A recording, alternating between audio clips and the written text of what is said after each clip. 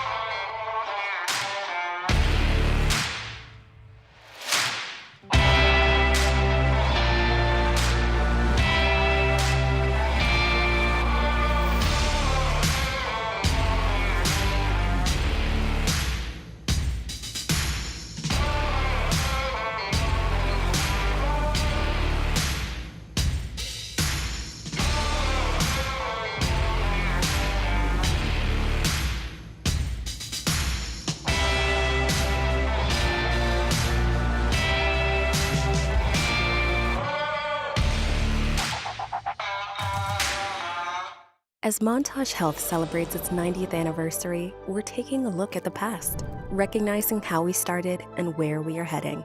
Over the decades, we have grown from a hospital to an entire healthcare system. Today, Montage Health remains an independent, locally owned, nonprofit organization.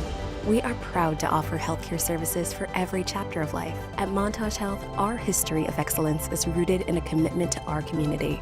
That commitment lives on today and for the next 90 years and beyond. At Taylor Farms, our goal is to create healthier lives by creating healthy, fresh foods. A stronger community is a win for everyone. That's why each time the Monterey Bay Football Club scores a goal, Taylor Farms will donate $500 to a local nonprofit. Healthy goals, healthy lives. A more perfect union. We are Union! USL on CBS is presented by Best Western Hotels and Resorts, the official hotel partner of the United Soccer League. Let's get you tonight's starting 11s. First for Jordan Stewart and Monterey Bay. Nico Campuzano, the league leader in saves, once again in goal. And he is such a bright spot for this Monterey Bay side. And a couple of changes. Sammy Gadiri goes to the bench and they move into a more aggressive 3-4-3 formation. Keep your eyes locked on Javi Nulati and Anton Zoiberg. They're going to be pulling the strings in the midfield. And for Wilmer Cabrera and El Paso Locomotive, they're going to try and get that offense jump-started again tonight. No goals over the last 3 matches across all competitions. And keep your eye on Cabrera and Moreno, number 10 and number 13. Cabrera, a player that we talked about, their ability to occupy space in the 18-yard box. Moreno, the ability to pop in and off of the back line and put himself into dangerous spaces. Rodrigo Albuquerque is our referee tonight. Assistant referees are Seth Barton and Darren Bandy, and Bavik Dutt is our 4th official. El Paso in all white. Monterey Bay in the home, crisp and kelp.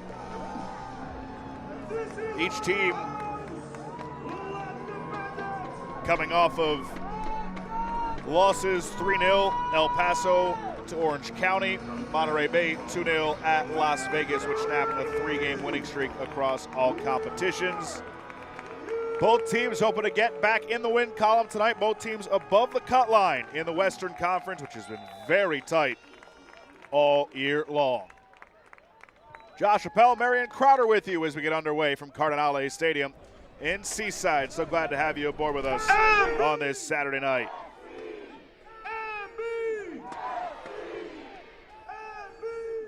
Jordan Stewart's side 5-1-1 at home this year, including Jaeger Cup action. They have very well. Cardinale, El Paso, 5 results in 7 road matches this year. But for them, the goals have dried up. 3 consecutive shutouts for a team that has got all the firepower. I mentioned it in the open, 21 goals. That's top 5 in the league. Shots on target, 2nd most in the league. For whatever reason, these last 3 matches, they haven't been able to put it all together and find the back of the net. Early opportunity, though. This slides all the way past Moreno. Ivanovic able to play it back to Nico Gordon, who will play through Campuzano. Tonight's injury report is brought to you by ROL&M, local injury attorneys. Would out-of-town lawyers be MBFC fans fighting for you on and off the field. Both teams healthy coming into tonight. Jordan Stewart told us it's about as healthy as they've been all season long. Really, over the last 3 weeks. A lot of potential in this group. Very young team. Trying to make the playoffs for the first time. Avila has it taken away by Gordon, a couple of former MLS Next Pro veterans. And now it's Paul with Zoiberg in the middle. Zoiberg has it, flicks it towards goal, but Mora able to make the save. Good early moments of transition from this Monterey Bay side. Robinson has been a really bright spot for them over the last few matches. And it's just a bit of creativity, finding Zoiberg in a pocket of space, but it's ultimately very well covered by Torres to keep him from turning on the half turn and finding a more dangerous strike on goal to the back post. A whistle here in the middle of a build-up for Monterey Bay. There's Jordan Stewart, took over last season on 1-7-4, but was given the full-time job heading into this year. They have really gravitated towards him. Excellent coach. And he has been one to get after it as far as celebrations go when Monterey Bay has put one in this year. I just love the transparency that he has brought to this team as well. Because, you know, when we were asking him about injuries, it could have been so easy for him to have a negative response to that, but ultimately he's kept a really good head on his shoulders. He even kind of chuckled about it. You know, I can't believe I'm saying this out loud, that it's been up to this point that I'm having to finally train with my full squad. But when your head coach has that kind of a positive response, right, that this next man up mentality, much easier for you as a player to resemble that in the 90 minutes. course, what comes with a team that's getting healthier is guys who are contributing are now not selected on game day, and that's always a difficult conversation to have when sometimes it's not something that the player necessarily did incorrectly or wrong. Sometimes a numbers game as they get a foul. Dynamics change completely, and that's something that's not often talked about in terms of getting guys back from a health and injury perspective. It's a wonderful problem to have, but it is still a problem in terms of how you deal with intertwining those new players back into not only the practice repetitions, but as you were just alluding to, the decision making in terms of who's going to dress out, who's going to be in the starting 11. We're already seeing a bit of rotation from Monterey Bay as guys have gotten healthy.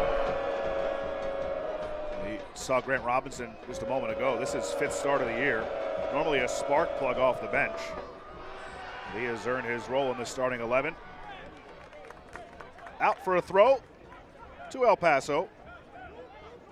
There's Wilmer Cabrera. If you need a club rebuilt, he's your man. Brought a ton of guys into El Paso that were with him at RGV.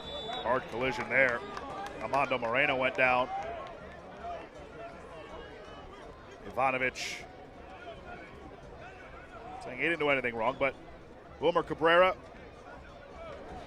12, 14, and 8 so far with El Paso, but the start that he has them off to this season, very impressive. It all comes down to identity, right? He's been able to get an identity established on both sides of the ball very early on. And his teams start to scout that identity and be able to prepare for it a little bit better as the 2025 campaign rolls on. The efficiency piece becomes that much more important, and that's likely the piece that this El Paso Locomotive side has lacked in their last few matches in the final third. Free kick opportunity, a little over 5 minutes in. Gavi Torres.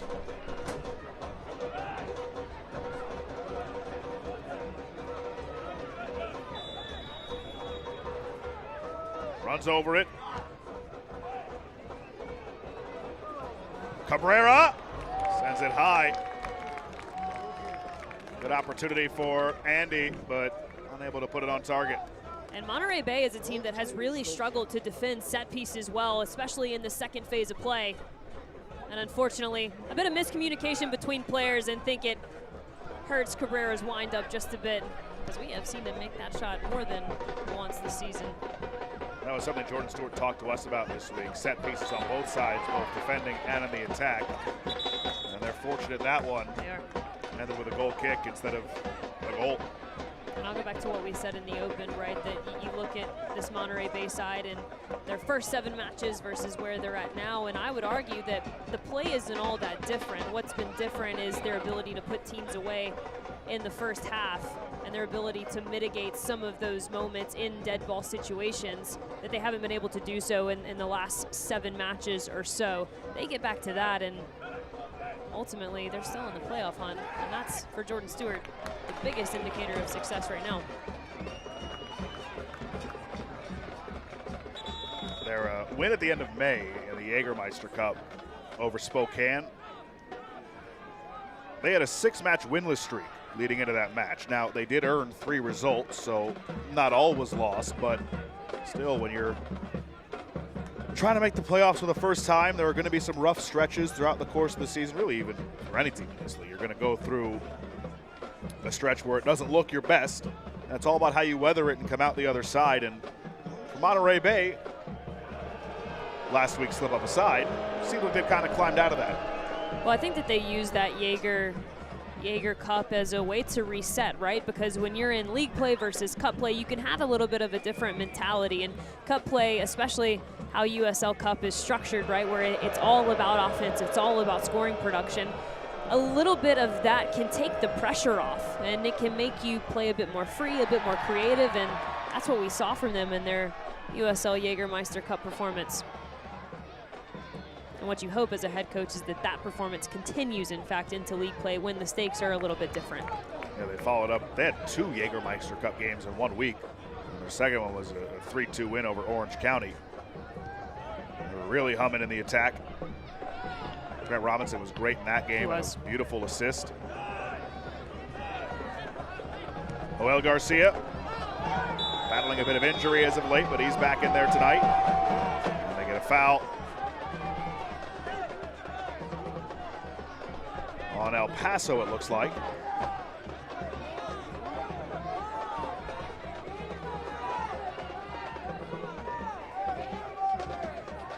Gabby Torres, who went down. Calvillo having some words. Ivanovic talking it over with Rodrigo Albuquerque.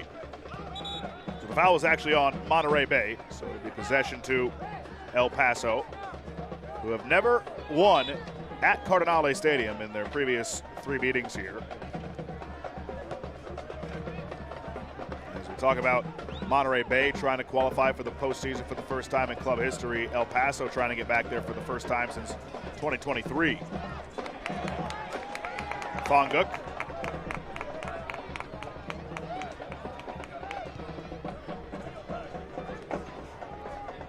Nico Gordon, champion of MLS Next Pro with North Texas. There are a lot of question marks about the build of this group coming into 2025. And yes, there's a whole back half of the season to go. Monterey Bay have put themselves in an excellent spot.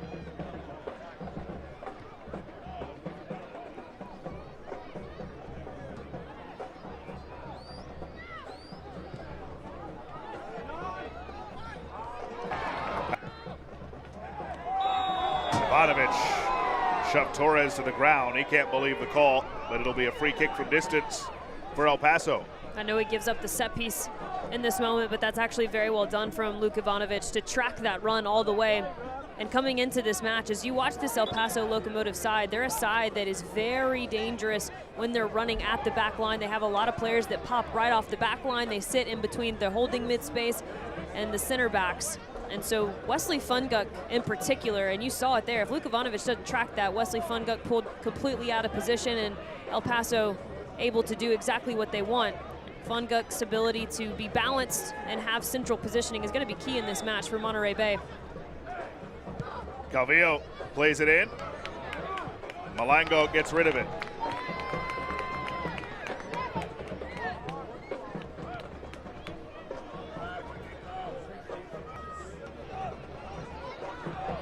El Paso just sending a lot of bodies towards the ball in this early going. So Robinson has space. Ortiz closes it down, dispossesses him easily.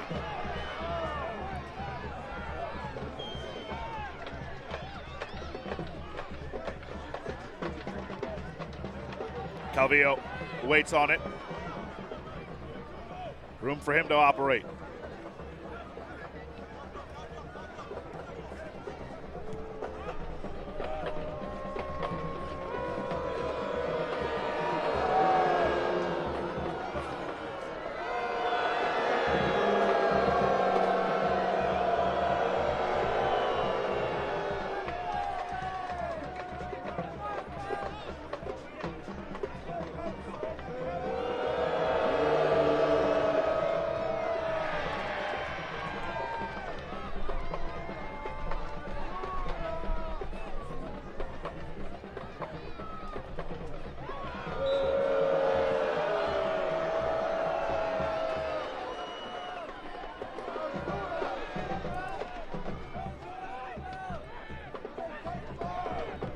Ortiz hearing it from the crowd here at Seaside.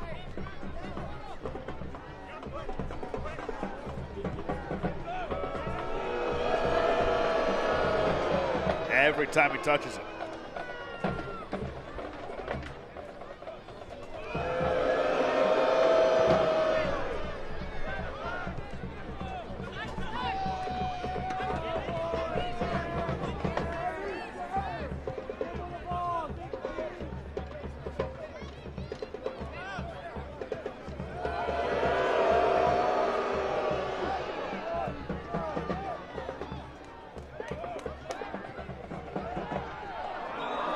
That draws a whistle and maybe a card.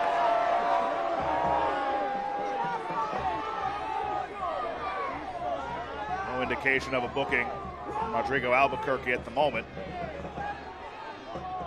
Wilmer Cabrera is pleading his case that there should be one.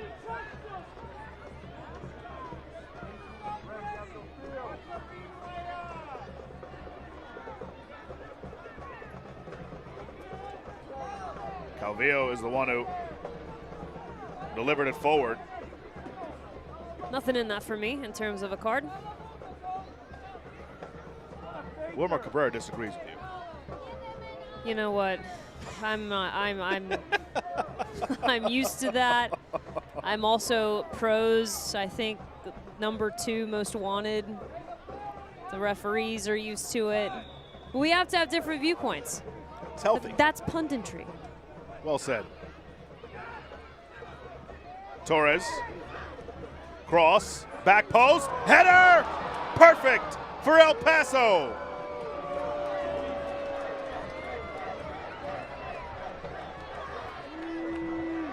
And for the first time in 4 games, El Paso is on the scoreboard.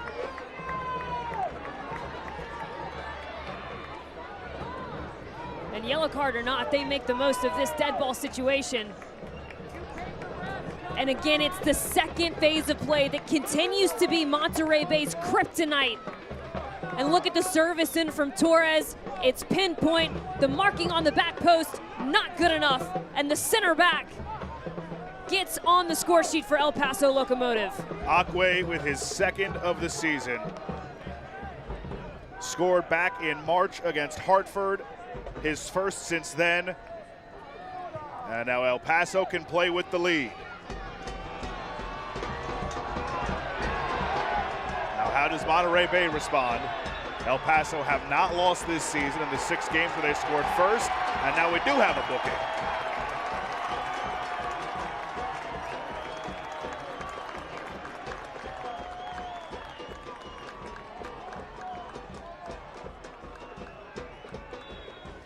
And to the delight of the crowd, that yellow is on Palermo Ortiz.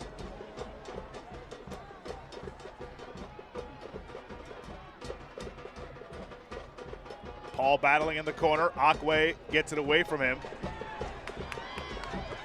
Moreno. And Monterey Bay able to recover it. Garcia. And he's fouled by DeRoma.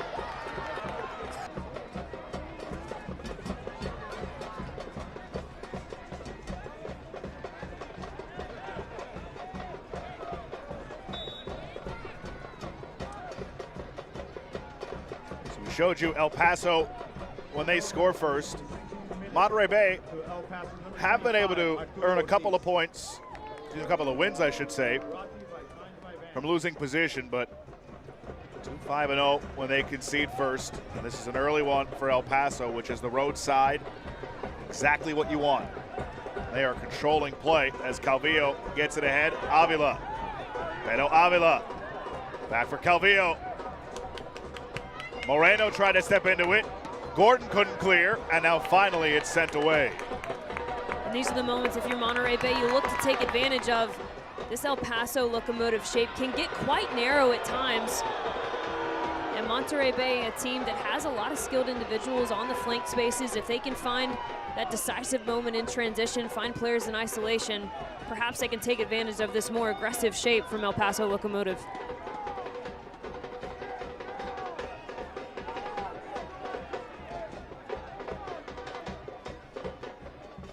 Robinson will throw in.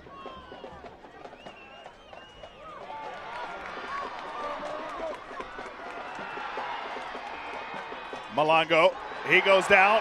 Crowd wants a whistle. They don't get it. El Paso calmly, at least for the moment,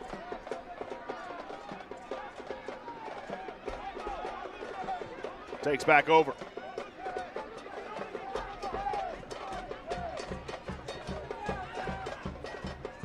Roma. For his keeper, Sebastian Mora. Jamali White, still away on international duty.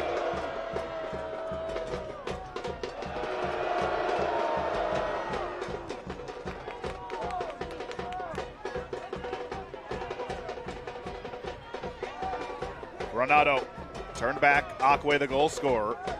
Now DeRoma.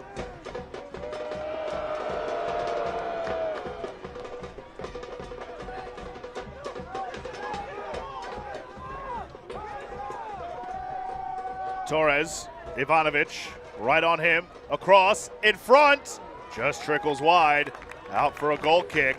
Beto Avila was threatening. Goal kick. Well, Torres has been quite active on this left-hand side, getting involved in some combination play, getting involved in individual moments to try and find service. And it feels all in control from El Paso Locomotive on the road so far in these opening 20 minutes. What a good start. The USL on the CBS Sports Network continues on July 2nd with the Eastern Conference Showdown. Birmingham Legion take on the high-scoring Charleston Battery at 8 p.m. Eastern. Catch all the action on CBS Sports Network Wednesday, July 2nd.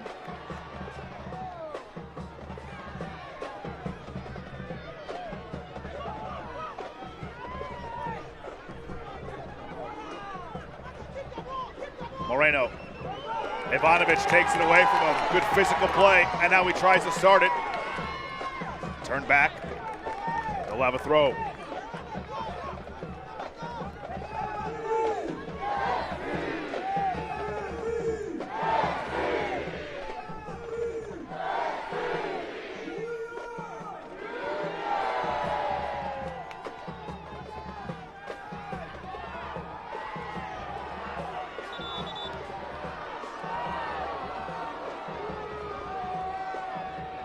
Coronado is down for El Paso. Very physical 20 minutes so far. And Coronado has been at the center of it all. Even in that last sequence, we saw a necessary last-minute intervention to stop a transitional moment for Monterey Bay the other way. He's going to continue to be a point of emphasis if they're going to keep Monterey Bay at bay. See what I did there? You know, this is why they pay you the big bucks, Marion Crowder. I didn't even write that down. Dropping that down. Might steal it later. Wilmer Cabrera watching on. Likely loves the start for his group, although Palm's out, pleading his case.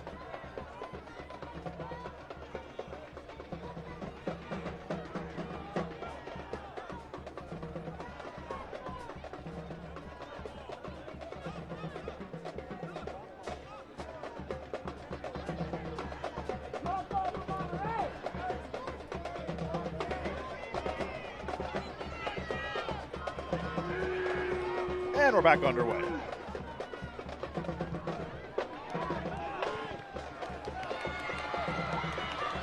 Paul trying to get there, but he's cut off by Akwe very well. Akwe has the goal. Good back heel flip here. DeRoma. Ahead for Avila. Back for DeRoma.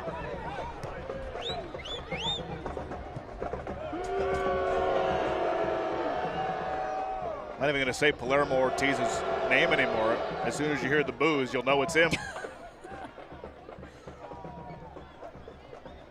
Takes a deflection, and then off target, looking back for out Eric Calvillo.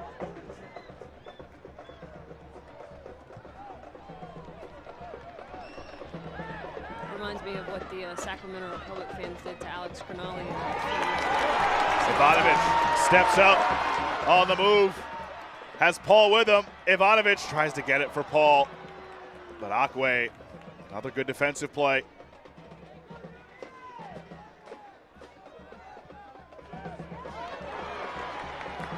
Fanguk for Soyberg.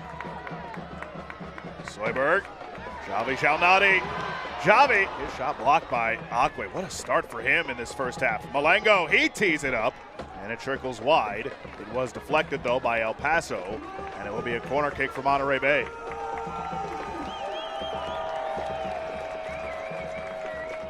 Correction, it'll be a goal kick for El Paso. Thought it took a deflection off of Locomotive before going over the end line.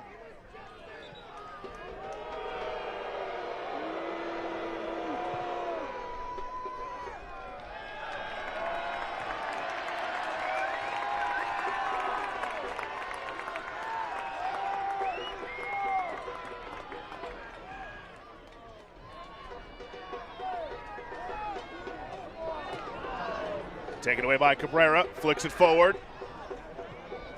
Moreno for Cabrera. Andy Cabrera trickles wide. And so, Marion, we talked about the great start for El Paso this season, trying to bounce back and make the playoffs this year after missing last year. Wilmer Cabrera, were a little over a year and a month since he took over El Paso. You can see the difference through 13 matches played. Again, it comes down to how efficient they've been in the final third. Not only the timing and how quickly that timing has come to life in the final third, but also the decision-making, the creativity that these players possess from an individual standpoint and the way that that flows into the collective. It's been quite impressive to watch so far in this 2025 campaign. And we're obviously focusing on the attack because from a defensive standpoint, they're not that far off from where they were in the 2024 season. A bit of Brendan Burke energy.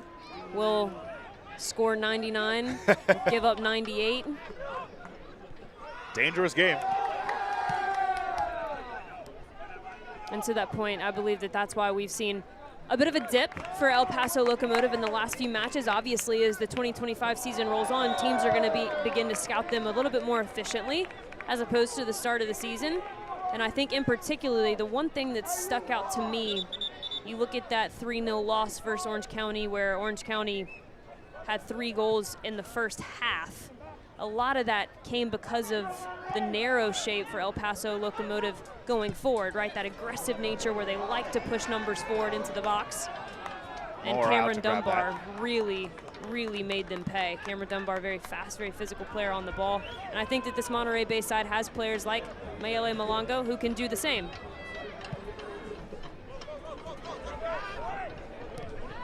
Orange County, that was their first clean sheet of the year. I don't think anybody had that. Now Lottie, a lot of contact once the end of the area. Play rolls on.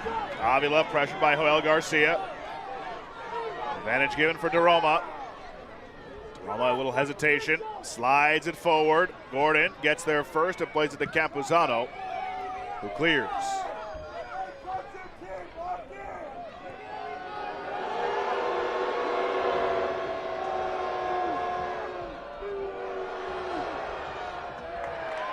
Malango stepped in front of that. Tried to find Elijah Paul. Intercepted.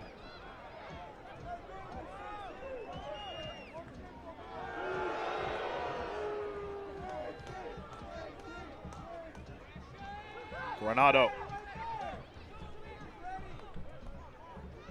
The diminutive DeRoma.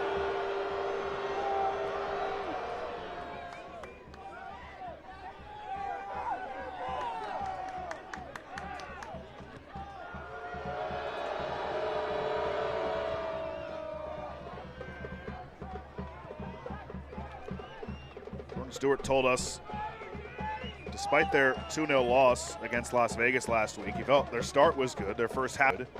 He liked their first half, or first 30 minutes against Las Vegas last week. How would you summarize their first 30 minutes here tonight, Mary? I don't think he's going to be pleased because the mistakes continue to be from dead ball situations, right? And there comes a point as a head coach where you can lead everyone to water, but you can't make them drink. And there's only so much you can do in training to replicate these dead ball situations. And ultimately, it's been a lack of focus from them. So I don't think he's going to be pleased whatsoever with how they've given up the first goal. Moreno. Haven't really had much of the possession since then either. First half been mostly controlled by El Paso. And that's something that we've seen from Monterey Bay throughout the entirety of this 2025 season. But I go back to the difference between how they started the season and where they're at now, is that they were much more efficient in their attacking opportunities. They were very good on the transitional side of the ball. They were very efficient once they got into the 18-yard box. And we haven't seen them create a lot of quality from those moments yet. DeRoma tried to slide it through again. Maybe had a little more room to keep moving forward. Throw in here for El Paso. Watch the USL Championship in Spanish on 2DN, the nation's leading Spanish language sports network. Oakland Roots SC face off against Detroit City on July 5th at 10 p.m. Eastern. Go to USLChampionship.com for the complete USL TV listings.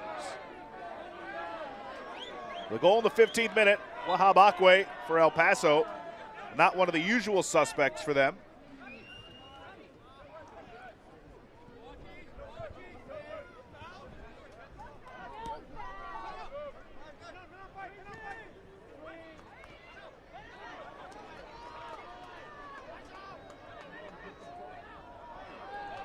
Elijah Paul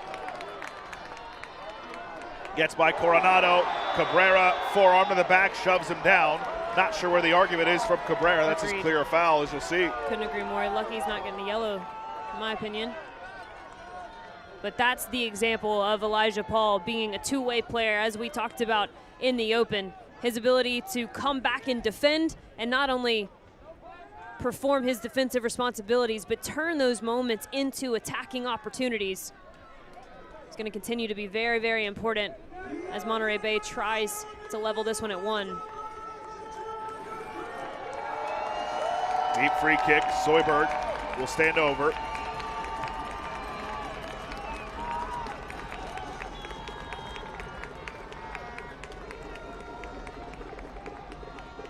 Zoidberg floats it towards goal.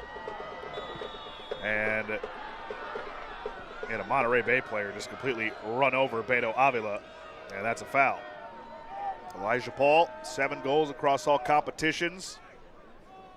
And leads the team. He's been excellent this year for Jordan Stewart. And also to give a bit of context, we keep kind of comparing Monterey Bay's start of the season to where they're at now. I do think there's a bit of misfortune that's on their side, as they have gotten some very, very hot teams be sent their way. You look at Blue City right now, looked almost unstoppable up until this weekend. You talked about even some of the Jaeger Cup matches that they've won, but they've still gotten some red hot teams come their way. But Jordan Stewart told us that Lou City game was really the only one we look at this season. Yep, yeah, they're just better than us. Most teams are saying the exact same thing.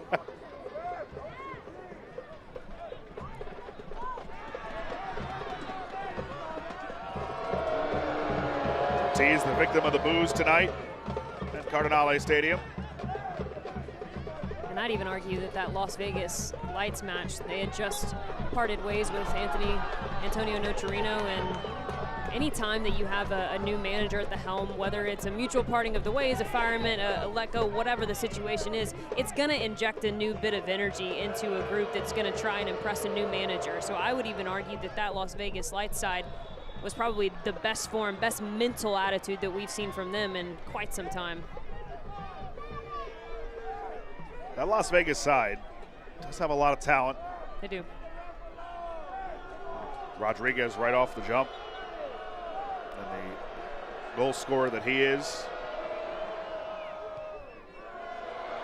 They were an excellent group last year. Couldn't find their way under Nocerino. Despite having the excellent playing career he had, it just did not translate into the coaching roles, the two that he had in this league. All to say, do I think the performances have been the best for Monterey Bay the last couple of matches? No, not necessarily. But I also think that this is a Monterey Bay side, to your point, to Jordan Stewart's point, who've really only been outplayed in that Lou City match. And so if you're a team that can find a way to put results together in a tough time where you're still trying to get players healthy, I think that says a lot about you, and the fact that they have not dropped below the playoff line. That is right in key with where Jordan Stewart wants them to be. There's a relative amount of inexperience on this Monterey Bay side as well. So I wonder how much kind of the up and down so far to this point in the season has to do with just a young team trying to find its way.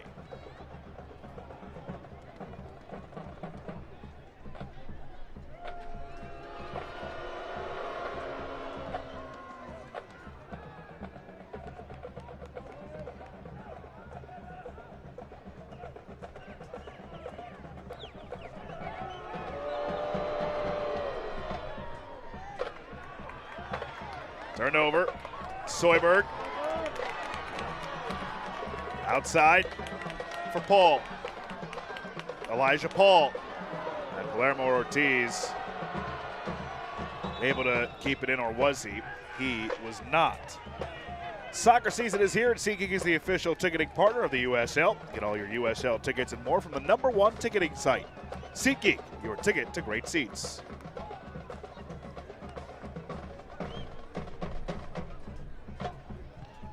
Tried to cross one in, and it was out again for a throw. Despite the boos, Ortiz has done quite well tonight.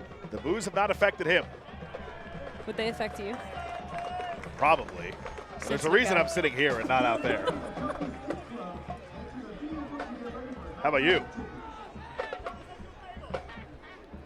But first, here's a bagel corner kick. Oh, excuse me, sorry, a bagel corner kick. 2 corners. 2 corners. And yes, it would have affected me in terms of, you know, I actually probably would have gotten in a verbal argument with the fans. Would you tell me, like, why? Yeah, what did I do? Why me? Xavi Niaulati to play it in. He goes short. Soyberg back for Niaulati. Curls it. Back post. Mora has it. Very well done from Mora. But Xavi Niaulati, such a good player, such a dynamic player for this Monterey Bay side. Want to see him get more involved as they have really grown into this first half. After the goal, the response has been quite good. Things will settle down a bit more for them. Niaulati, one of the guys that was dealing with injuries. This is his 9th appearance this year.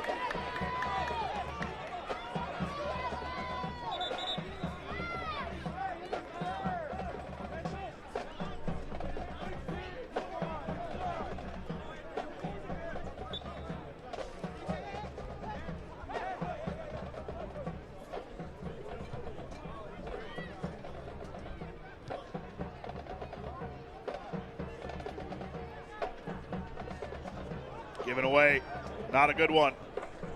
Calvillo over the top, out in front of goal. Moreno tracks it down. Across, edge of the area, sent high and well out of play.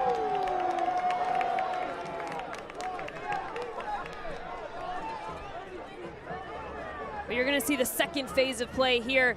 But initially, it all got started with willingness to make runs ahead of the ball. Started by the deep lying holding midfielder.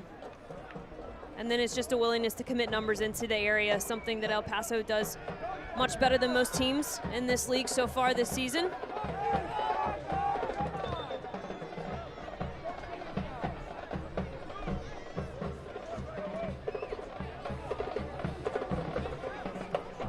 Quezada getting a talking to from Rodrigo Albuquerque.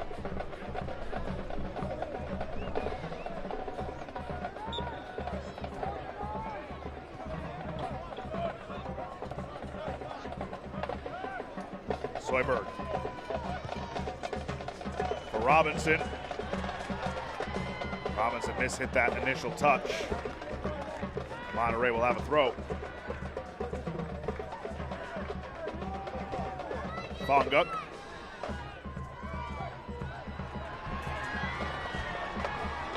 Trying to walk the end line. Calvillo did a good job, but Fonguk right back on it. Robinson plays it in. Ball unable to make a play on it. And here comes Gabby Torres. Soyberg closes it on him. Moreno. Tried to split 2. Soyberg got there first. Well done by him. And now Monterey Bay in transition. Fonguk tried to find Malengo, but he was cut off. Well, rest defenses on both sides in those back-to-back sequences, very, very good.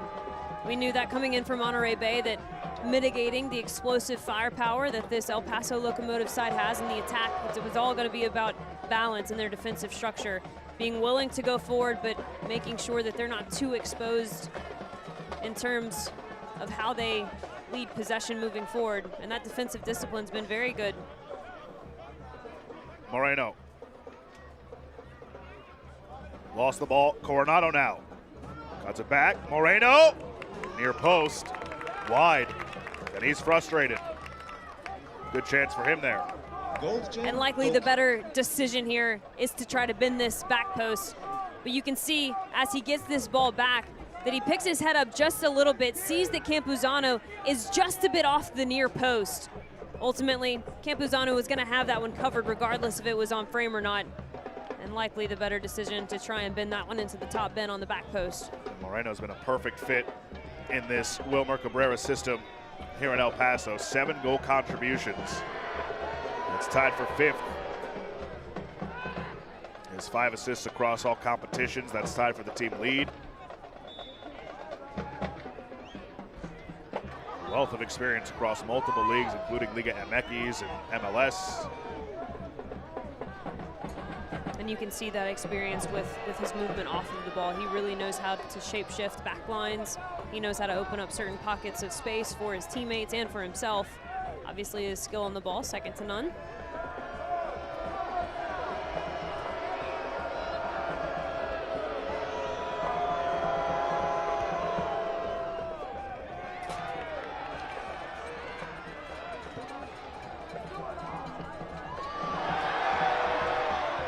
Collision. And they'll get the foul on Torres, it looks like. But Paul is a bit slow to get up for Monterey Bay. That's actually Palermo Ortiz.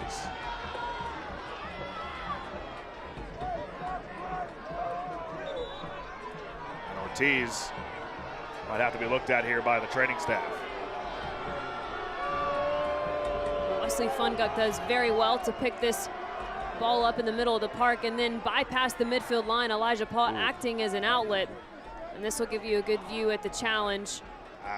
Paul to ground, and then a bit of a rough fall for Ortiz on that left shoulder. I think that he got his left leg too. Paul kind of fell on the back of it in an awkward spot. This is, you see the 10 fouls. Not an easy fall. No, not at all. You see the 10 fouls for Monterey Bay already. Committed the 3rd most fouls in all of USL Championship. As Ortiz is still writhing in pain, holding that left leg.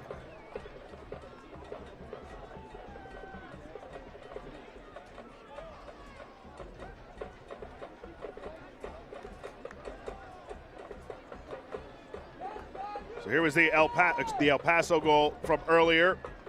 Wahab Akwe in the 15th minute. Unmarked. Completely.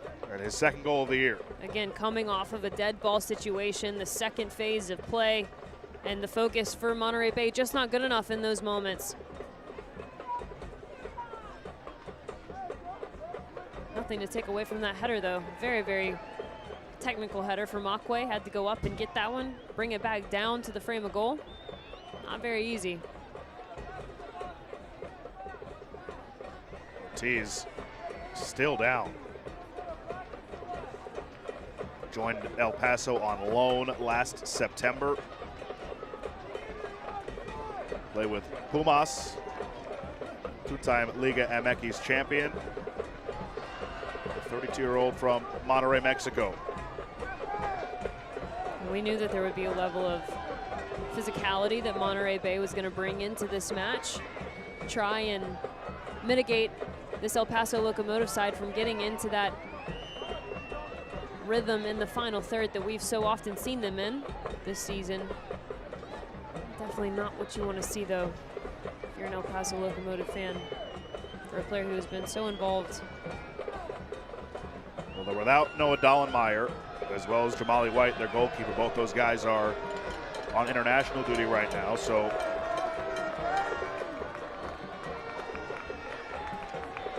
on the bench they've got Brian Romero, Tony Alfaro, Memo Diaz, Kenneth Hoban. A few options, but you can see Ortiz not putting really any weight on that left leg.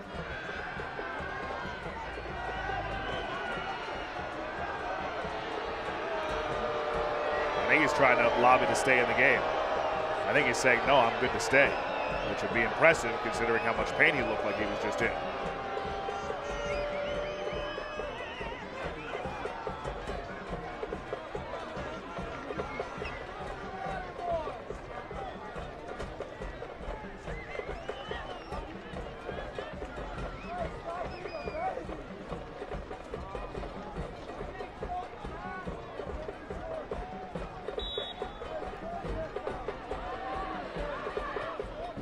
All right, so back underway. El Paso playing with 10 at the moment until Palermo Ortiz can return to the pitch. Xavi for Fonguk. Now Robinson. Malango.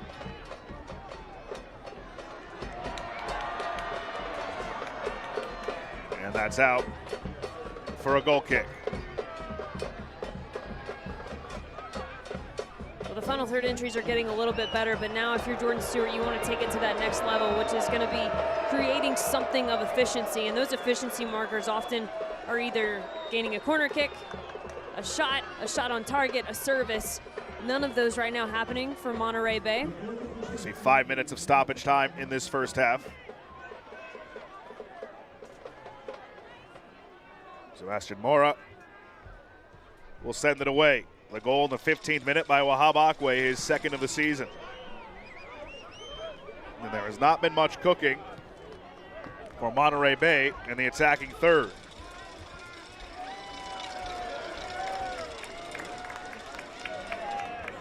They've got just one shot on target in 3 attempts, and they've been dominated possession about 58-42 at the moment.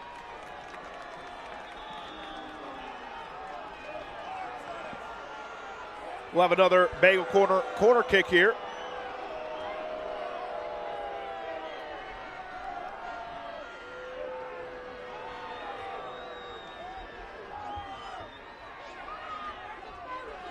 Was that Ortiz who's down again? So Ortiz left the match, came back in the match, and went down again. I think that's going to be about it for him, as Tony Alfaro is getting set to come in.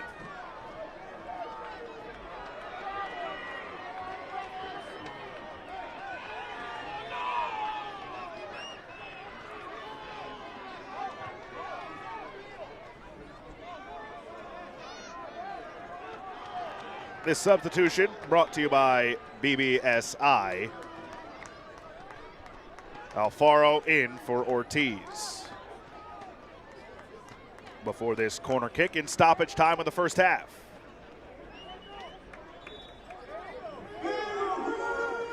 Soyberg goes short for Xavi.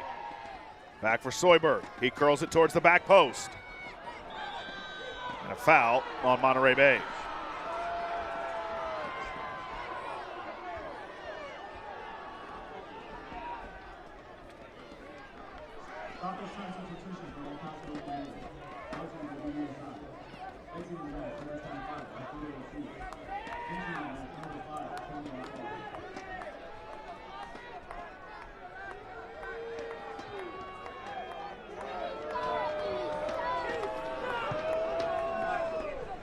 Mora puts it in play. Mishit, dangerous. Campuzano heads up, able to get the clear. Nearly a disaster for Monterey Bay. Akwe battling with Elijah Paul. Tracked down in the corner by Quezada.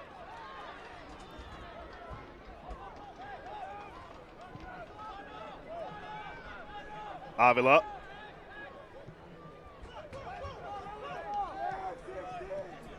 Now Moreno.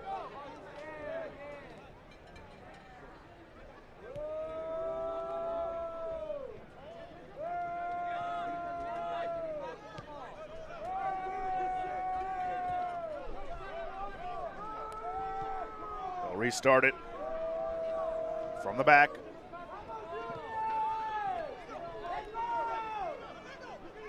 Joel Garcia, a bit of a pull on Moreno's arm. They let that go.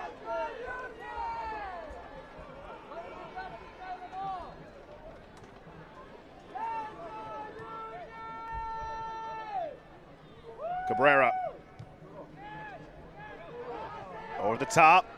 Joel Garcia plays it over for Robinson. Call El Paso for a foul.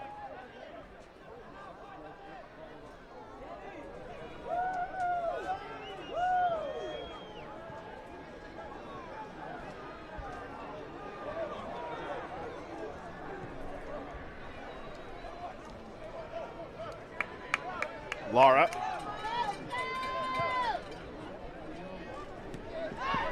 Intercepted by El Paso.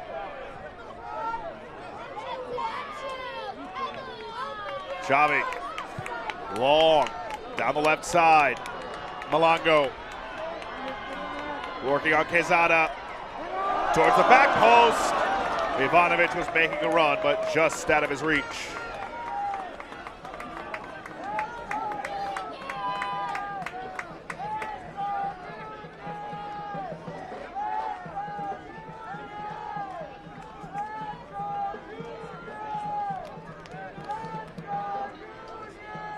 At the mercy of the whistle of Rodrigo Albuquerque here in the first half.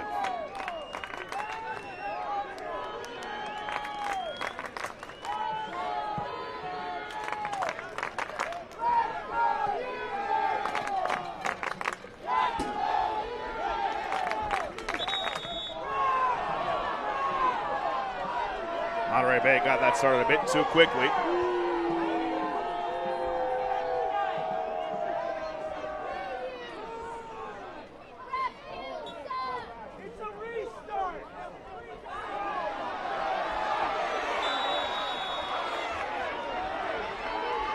Ivanovic was getting harassed over there. They do call the foul. And so it'll be a free kick here, likely the last kick of the half.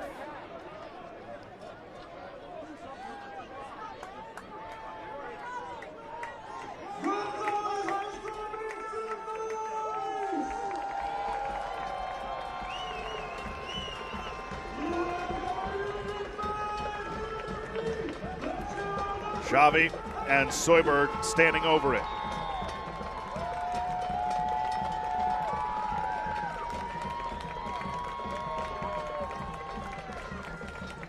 It's Xavi, curls it in, the header! Lara just put it high. Good ball in, exactly what you want. Couldn't finish. A wonderful ball in as we hear the halftime whistle blow, and look, ultimately for El Paso Locomotive, a very good start. They were aggressive with their runs forward, and it boded them well. But I got to focus on Monterey Bay. Outside of the goal conceded from a set piece, the marking in the 18-yard box was good. On the offensive side, they've gotten into good spaces quite quickly, and the decisiveness to get into the final third ultimately needs to show itself in the decision-making once they're in the final third. So 1-0 at the half to El Paso on the goal by Wahab Akwe. Can Wilmer Cabrera's side earn a victory tonight on the road, or will Monterey Bay be able to come back in half number 2? Back with more from Seaside after this.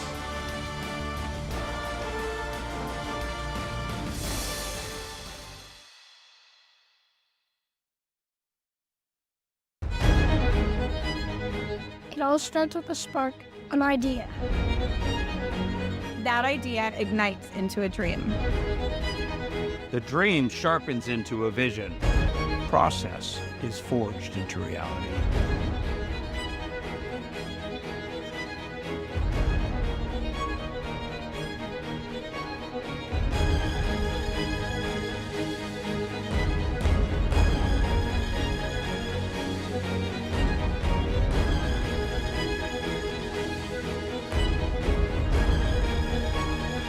Your vision, Our craftsmanship, one unforgettable legacy.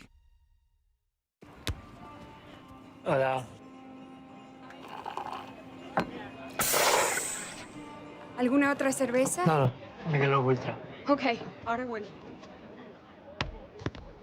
I can.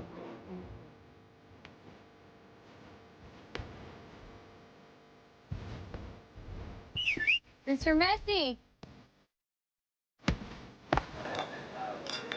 Michelob Ultra, Cerveza Light Superior. Are you paying too much for your car insurance? Call Coast Auto Insurance to receive a free quote and see how much you could save. Coast works with over 50 different insurance companies to make sure you get the best rate for your car, motorcycle, home, or business. Coast is a local company with local people. We do vehicle registration, SR22, and insurance for Mexico. Call Coast Auto Insurance today for a free quote and see how much we can save you. Or go to coastautoinsurance.com, where your peace of mind is guaranteed. SeatGeek is the ticketing app for fans like the high five strangers got, game-winning interception, first down, just a nice solid tackle. If you're in arm's length, you will be swapping skin with this extrovert. You see, he knows SeatGeek got him a great deal on tickets. so he can focus on what he does best, smacking palms. SeatGeek handles the tickets to sports, concerts, and more, so fans can fan. Welcome back to Cardinale Stadium in Seaside, California. 1-0 El Paso leads Monterey Bay at the half. Josh Abell, Marion Crowder with you. Here's Monterey Bay's upcoming schedule at Oakland Roots and Benny Feilhaber next Saturday, 7 o'clock Pacific time. Back-to-back road matches. In fact, 4 of the next 5, including these 2 Jägermeister Cup matches, are on the road. The only home match sandwiched there in the middle on July 11th against Orange County, who is in quite good form right now. The team that we just mentioned took down this very El Paso Locomotive side by a whopping score of 3-0, all goals scored in the first half. It's a very dynamic group when they're firing on all cylinders. Danny Stone has them coming off of that clean sheet last week against El Paso as well. And here is what's next for El Paso Locomotive. Big interstate matchup with San Antonio on July 4th, and they're at Sacramento on the 12th. Busy month of July finishes with a couple of Jägermeister Cup matches against Phoenix and at Union Omaha before closing, or rather starting, the month of August with Las Vegas. Yeah, this is a tough schedule in terms of not only travel but also caliber of opponent. Sacramento Republic FC coming off a brilliant 2-0 performance at Rhode Island FC. And they're going to be getting a Phoenix Rising FC side who is always quite dynamic with Pamanuka at the helm. Let's send it now to our Week 15 USL Championship goal and save of the week. It's 1-0 at the half to El Paso.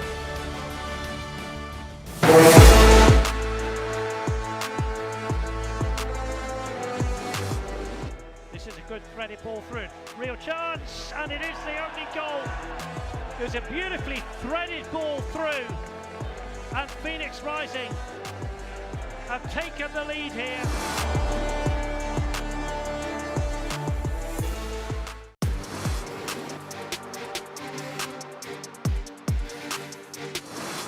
He hits it and the young goalkeeper just gets a hand to that to tip it over the bar. Absolutely stunning save from the 18-year-old Fernando Delgado.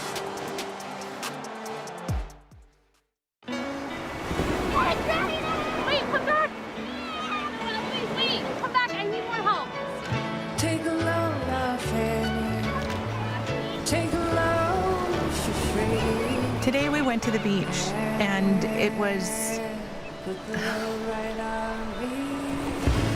totally worth it. Stay 3 nights this summer at Best Western and get $50 off a future stay.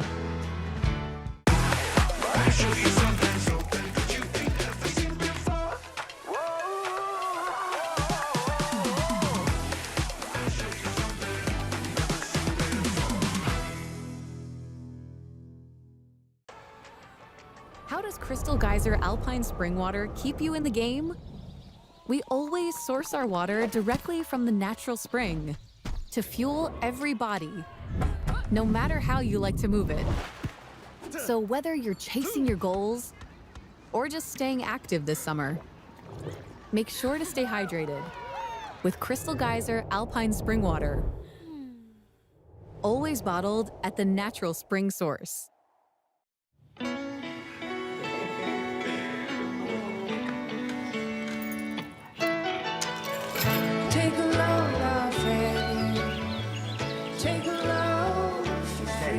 Today, we accomplished nothing. I mean it, not a thing. And it was kinda everything. Stay 3 nights this summer at Best Western and get $50 off a future stay. Here it comes again. It's scored. The Legion double their lead. Torres swinging in. Charleston gets one right back. As Montage Health celebrates its 90th anniversary, we're taking a look at the past, recognizing how we started and where we are heading. Over the decades, we have grown from a hospital to an entire healthcare system. Today, Montage Health remains an independent, locally owned, nonprofit organization. We are proud to offer healthcare services for every chapter of life. At Montage Health, our history of excellence is rooted in a commitment to our community. That commitment lives on today and for the next 90 years and beyond. Welcome back to Monterey Bay and Cardenales Stadium. 1-0 El Paso leads at the half on a goal by Wahab Akwe in the 15th minute. Let's take a look at the Saturday scores from around USL Championship. Detroit City with a 2-0 victory over Miami. How about Sacramento Republic going on the road to Rhode Island with a 2-0 win there? Las Vegas Lights, back-to-back clean sheets for them. A 1-0 win on the road in the 11. And then a tough road loss for Tejon Bay Rowdies and a great home win for Pittsburgh, 2-1. Our late scores. How about Charleston all over Phoenix Rising, putting up 4 goals and a 4-1 win. Oakland Roots, Benny Fellhaber, a 1-0 win on the road against Birmingham Legion. And they're late in New Mexico. New Mexico United pouring it on San Antonio, 4-2. Carlos Llamosa's squad kind of scrambling right now. And our news and notes from around USL Championship. Cotton Bowl bound. Atletico Dallas will kick off their inaugural season at the Cotton Bowl in 2027. Things coming up as well for Lou City. A couple of major friendlies hosting. And then speaking of Lou City, their unbeaten streak came to a close Friday night. 19 games, 4 shy of the league record. It truly felt like no one was going to be able to knock this Lou City side off of their high horse. But North Carolina FC, the way that they have been playing, they're in a wonderful run of form. Goals in the 45th minute, goals in the 66th minute. Philip Goodrum does get on the score sheet to keep Louisville City from being shut out. So very well done from North Carolina FC.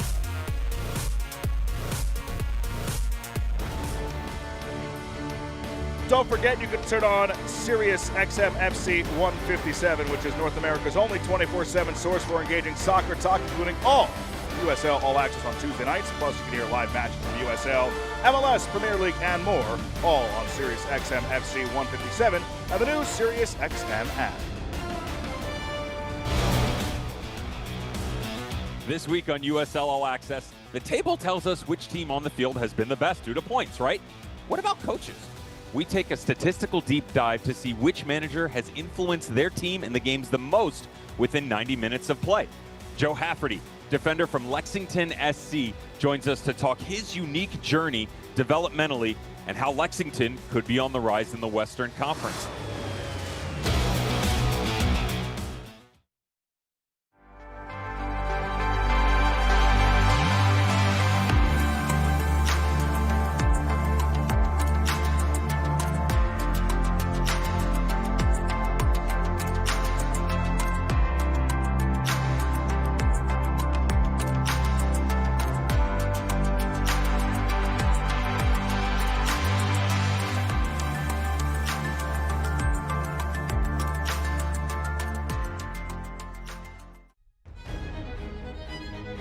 It all starts with a spark, an idea. That idea ignites into a dream. The dream sharpens into a vision. The vision fuels a process. And through relentless craftsmanship, that process is forged into reality.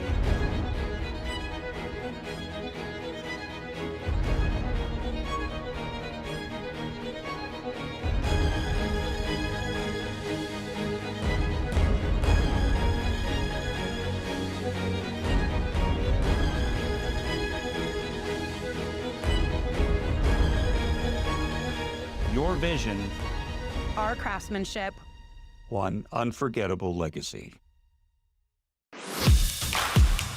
At Taylor Farms, our goal is to create healthier lives by creating healthy, fresh foods.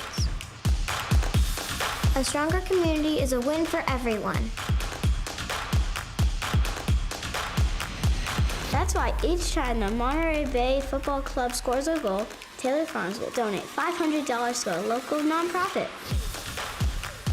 Healthy goals, healthy lives. A more perfect union. We are Union! I can't wait a moment more.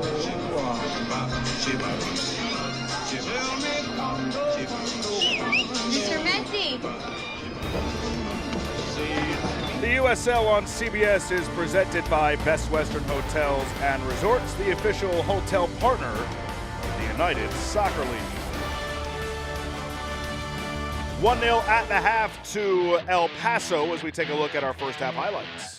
And it started really early and very positive for Monterey Bay. They were finding good pockets of space, really trying to play a little bit more on the transitional front, but ultimately they could not convert in the early moments. Robinson to Paul, Paul to Soyberg, and Soyberg, his shot window mitigated by Mora. And in the 15th minute, after a very good start for Monterey Bay, it's again the kryptonite of set-piece defending that bites them in the rear.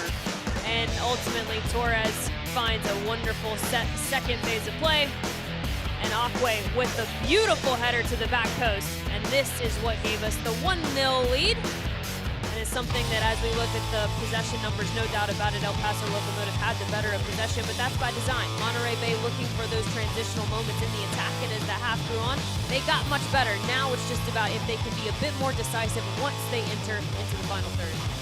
Monterey Bay played strong as the first half grew. Goal by Akwe is first since the month of March. So what adjustments for each side do you think need to be made here in the second half, Mary? For El Paso Locomotive, I think that you need to be very weary of how many numbers you're going to start to press forward, right? It's a risk versus reward. Risk of going to get the second goal, but doing it in a way where you still have proper defensive shape to mitigate those transitional moments for Monterey Bay. And then if you're Jordan Stewart and company, first and foremost, you need to see a positive response here in the second half. Realize that you weren't played off the pitch whatsoever, and you're very much in this matchup against a very good El Paso Locomotive side. Once you have done that, then it's all about better decision making once you enter into the final third. Physical first half as well. We'll see if that spills over into this second half. Great crowd on hand at Cardinale Stadium.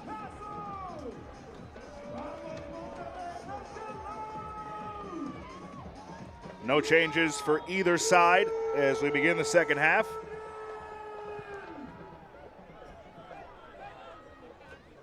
And off the jump, it'll be a throw-in for El Paso. Andy Cabrera was quiet in the first half. Did have a couple of chances. I really felt that outside of the goal that we showed you in the halftime highlights, the marking in the 18-yard box, particularly on Andy Cabrera, was quite good from Monterey Bay. And as probably upset as Jordan Stewart was going into the locker room, knowing that they conceded in a similar fashion as they have in previous games, there were a lot of positives to take from that first 45 minutes. Robinson from Malongo. He gets around Quezada. The cross was blocked by Akwe. I mean, he has been excellent tonight. He has been very excellent, and with the early exit of Ortiz as well, his impact is going to continue to be that of value. We'll have a Bagel corner kick. Minute into this second half for Monterey Bay. We saw on one end they want to be better defending set pieces. Didn't go great in the first half. They also want to improve in the attacking end as well. They go short to Soyberg. He puts it off the crossbar, deflects. Oh, we get a whistle before that.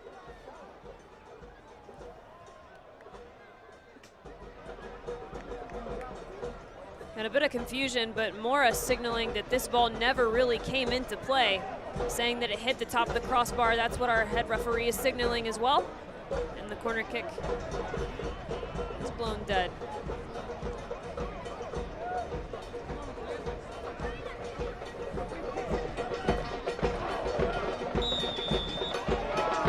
Lara now called for the foul. Avila.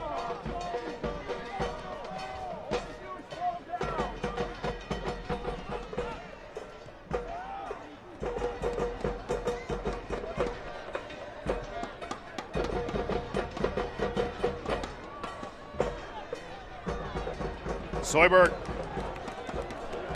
Outside, Ivanovic! Denied by Mora calmly and confidently. Good build up there, Monterey Bay.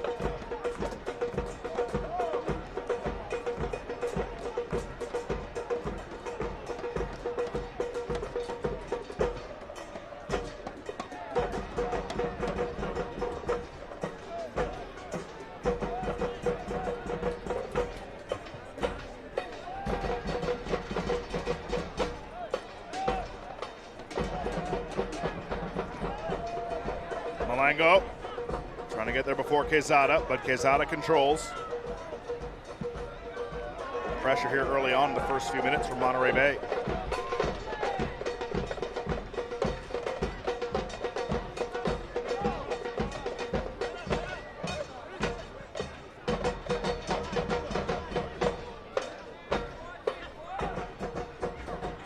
Off the throw, Malango got it from Paul. Put back towards the post.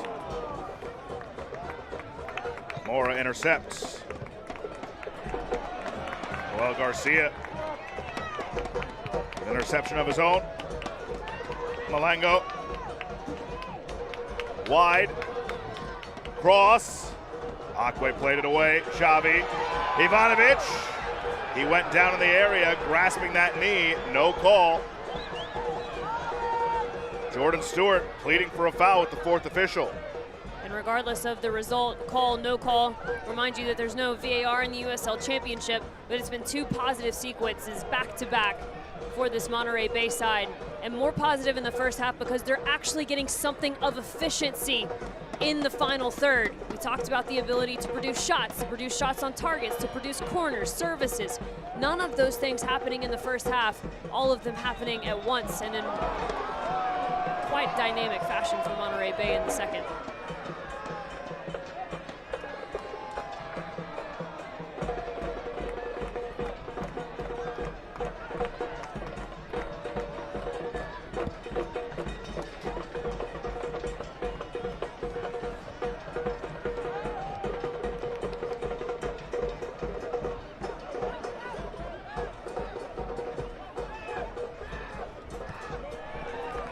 How long do you think Monterey Bay can keep this high press going? After the first 5 minutes of this half, but it could get exhausting quickly. It could, but there's also a level of grit, right, when you're playing at home, especially with how Jordan Stewart talked about Cardinale Stadium. Malango cutting in.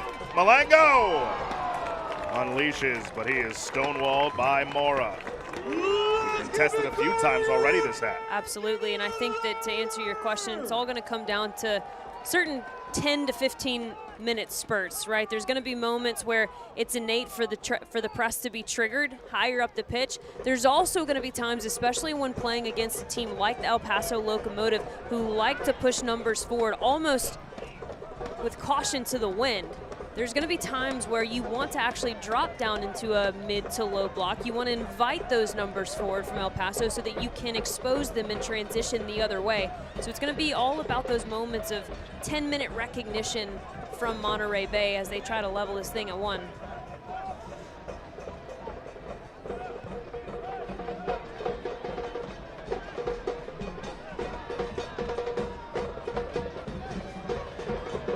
Moreno. Wide for Cabrera. Robinson watching him. Out in front. Put it on goal. Good feed. But Calvillo off target. Calvillo's been quite good, and this is a moment where you're holding your breath if you're Monterey Bay, because where El Paso is the most dangerous is when they're running at your back line with speed. But they do a very nice job at keeping their shape compact, forcing them to the wide channels, and nothing comes of it. Well, it's only been 7+ minutes of this half, but that would have really hurt for Monterey Bay considering they've been the, again, short stretch, but the first real build-up down the field for El Paso, that could have been trouble. Malango active in this second half. Malango to his right. Malango is in. He would have been better served to fire on goal. Instead, El Paso away with it. Gordon cuts off Avila. And Campuzano sends it away.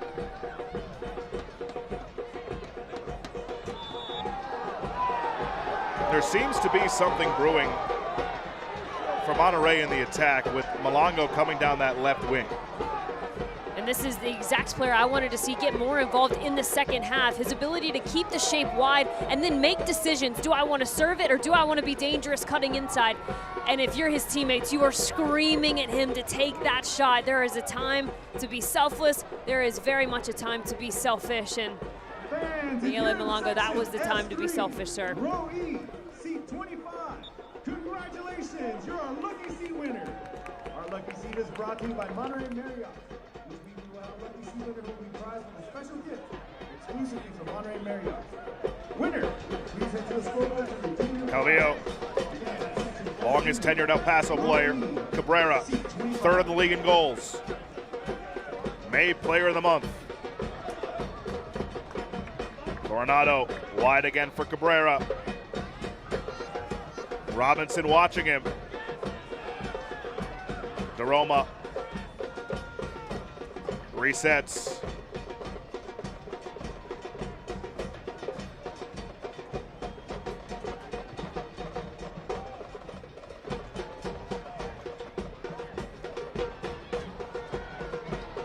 DeRoma. Cabrera. Goes down, and a point to the spot. A PK opportunity coming for El Paso. They have yet to score one this year, and Monterey Bay has yet to concede one, which means there's a first time for everything. And now El Paso a chance to go up by 2 early in the second half. Very upsetting if you're Grant Robinson with how good you've been here this evening. And that's just the skill that this El Paso Locomotive attack possesses. The ability to face up, go 1v1, force defenders to lunge at you. And for all that Robinson has done right, this one potentially could be such a sting to an otherwise very solid performance. Cabrera will take. He's got 9 goals this season. Campuzano leads USL Championship in saves. A huge moment. Cabrera scores and quiets the crowd at Cardenales Stadium.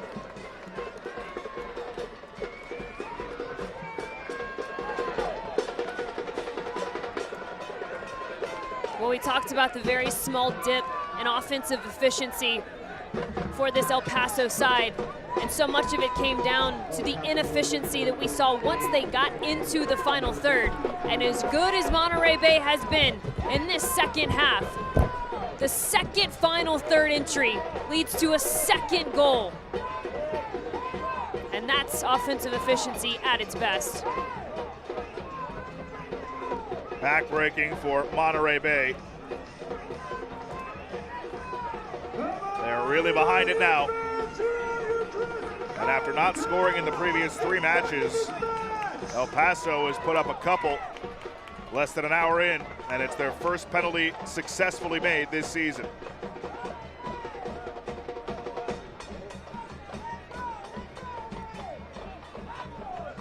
For a moment, Campuzano might have had a shot at it.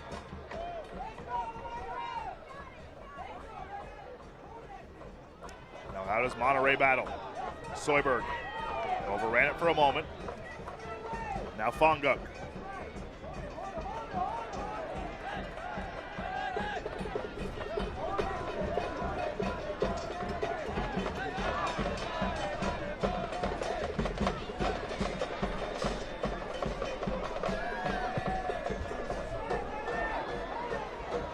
All the way in towards Mora, and he falls on it.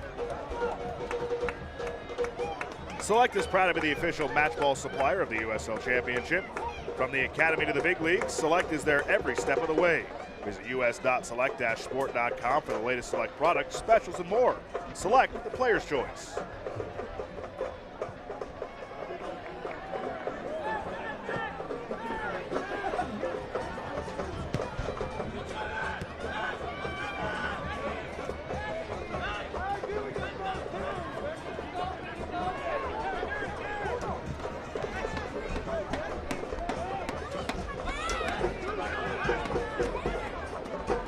Zada. Faro, who came in for the injured Palermo Ortiz, which means, Marion, that this Monterey Bay crowd has to find somebody else to move. Xavi called for a foul there.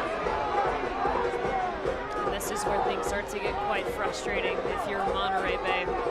El Paso Locomotive, if you've been watching the same game as me, you can already see in these last 3 or 4 minutes the strategy moving forward for the next 30 plus is going to be just about keeping the ball. And this is a El Paso side that is very tidy on the ball. They're very clean in very tight spaces. And they're not afraid to make you chase, make you work. They pass and move, pass and move. And so fatigue is going to come into the question, as well as a bit of frustration and patience for Monterey Bay as they look to climb a pretty tall mountain in front of them.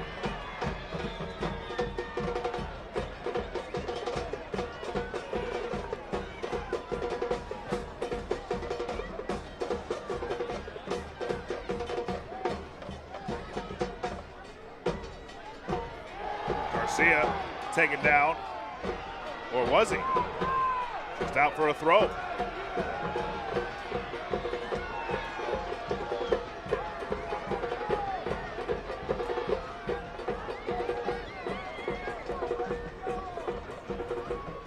Soyberg for Fonguk. Takes a bad hop, but a good one from Malongo. Cuts towards the middle again. Malongo deflects, and Monterey Bay has cut the lead in half. With a half an hour to go, it's a one-goal game. Ivanovic will get credit with it. And it's his second of the year. We had to feel like if Monterey Bay was going to get back into this one, it was going to come from the left-hand side. Miguel Malongo, his ability to take not one, but two players on from distance. This time he is selfish, and this time it pays off. Maybe not for him, but by way of a rebound for Ivanovic. A couple players doing exactly what they're supposed to do with the back post and just crashing Paul Ivanovic. Doesn't matter who gets the touch. All that matters is that this deficit is cut in half. Ivanovic making just his 5th start of the season. And in the 60th minute, he's made it a brand new game. That's another healthy goal brought to you by Taylor Farms for Monterey Bay.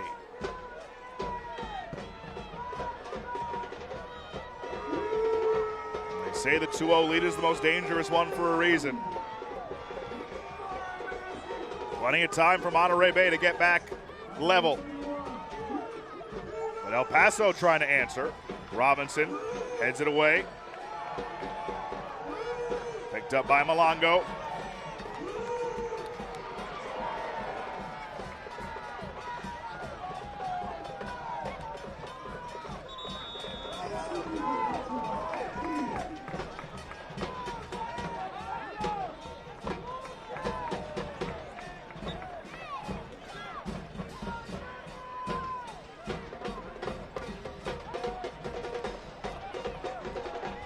Xavi into the middle for Soyberg. Soyberg puts it wide. Too much mustard on that one for Ivanovic.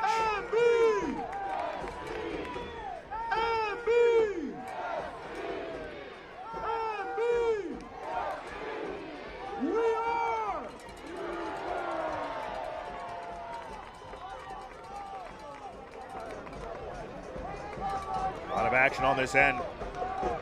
In this second half. The PK right now by Andy Cabrera is the difference. Back in the 54th minute.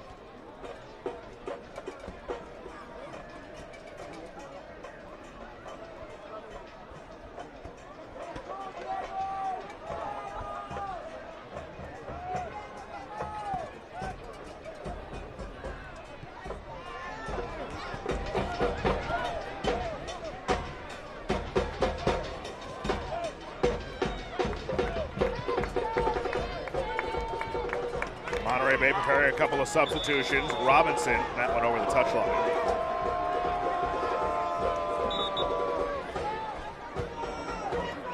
Gutierrez and Larson getting ready to come in. The night is over for Xavi. And Ivanovic, the goal scorer. Both leave to a round of applause from the home side. Monterey Bay FC substitutions. Those substitutions are brought to you by BBSI. Entering the match, number 88, Xavi Naulati. And number 31, Luke Ivanovic. Now entering the match, number 9, Adam Larson. Malongo just overran it, but you can see that it is a concerted effort to get him that ball on that left side. They feel that there's certainly a weakness for El Paso defending the ball from that area. Well, Mayele Malongo is a very interesting player because although the stats don't necessarily scream this, when you watch any kind of film and you see him get going with a head full of steam towards a defender, he is arguably one of the best 1v1 attackers in the USL Championship.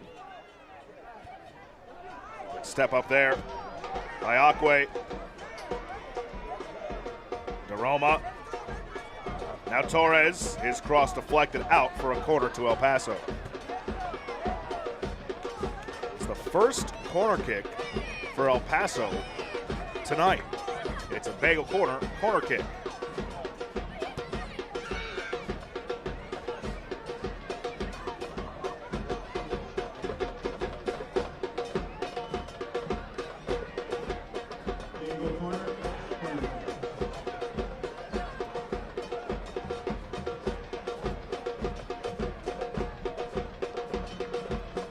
Calvillo to take it.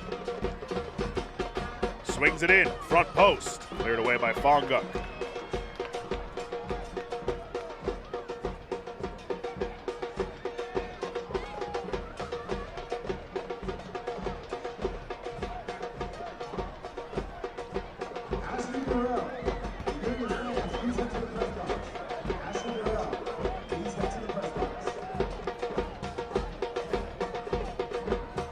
Calvillo, watched by Gordon. Now Beto Avila. Gutierrez on him. Out in front. Got a head on it, but not on goal. And Gordon is able to start it the other way. Gordon's pass taken away. Malongo back on it. What an effort. What a game from him. Quezada having a mare trying to defend him tonight. Akwe forces it out, but it is another bagel corner kick for Monterey Bay. Well, he continues just to drive with a head full of steam, and he's creating not only service opportunities, he's creating shots for himself, goals obviously for his teammates, and corner kicks as well. The epitome of all of that offensive efficiency that Monterey Bay was looking for in the first half.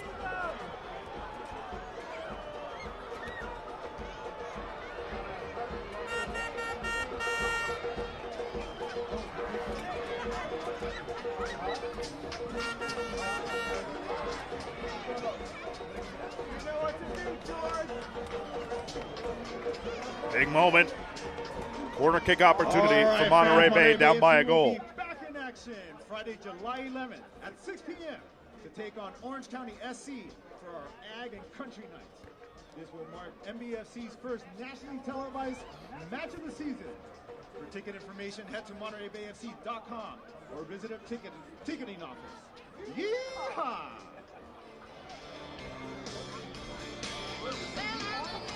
Not sure what the delay is here.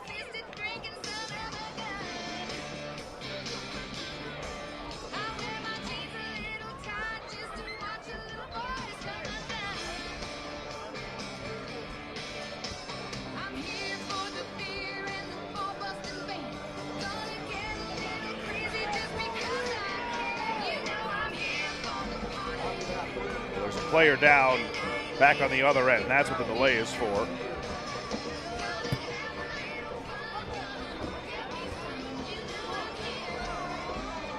So we talked, Marion, all half long about how good Malongo has been. What stuck out to you? That he's creating on all three efficiency angles, right? We talk about shots for himself, we talk about 1v1 ability, and this is ultimately the goal that has now cut this deficit in half.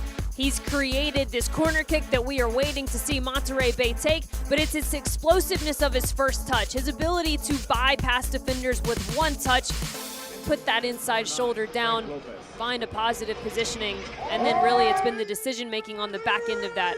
It's fine, it's one thing if you can take people on and be successful. It's another thing if you can make the positive decision afterwards. So now we're ready for the corner.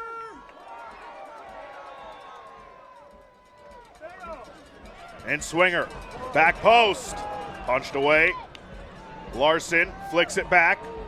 Gordon close with Quezada. It deflects out. It's a throw in for Monterey Bay. So Beto Avila exits and Frank Lopez enters for El Paso. Joel Garcia will throw in for Monterey Bay.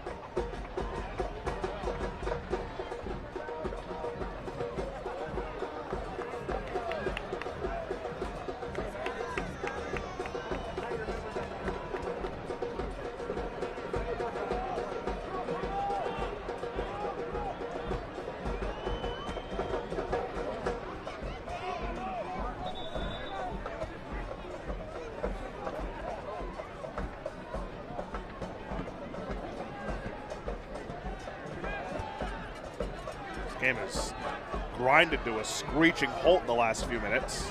The injury stoppage and now the wait here on this throw-in.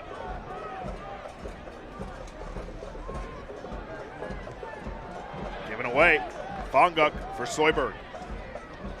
Tried to feed Larson, and it was intercepted. But Soyberg, a great job to get it back. Free in the middle, picked up by Malongo for Soyberg. Now Fonguk. Plays it wide for Gordon. Top of the area, it's Fonguk. Now Malongo. And Malongo lost a little bit too indecisive there. Maybe too deliberate. Larson has it for Monterey Bay. Torres watching him, and then he trips on the ball. Out for a goal kick.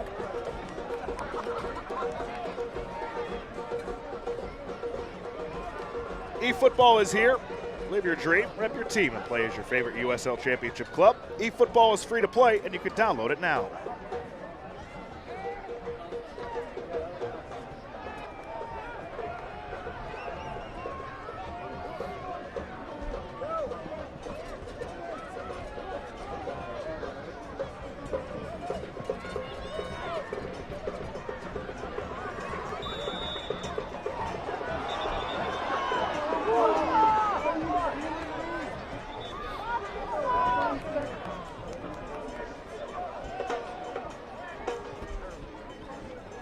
Calvillo.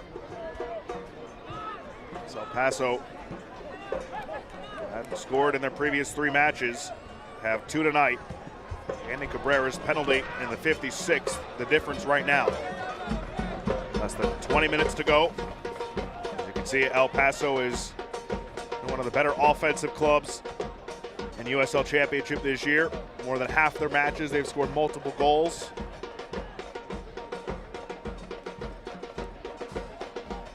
Great road win for them, if they can hang on. This comes down for Paul. Paul delivers. Save made. Sebastian Mora.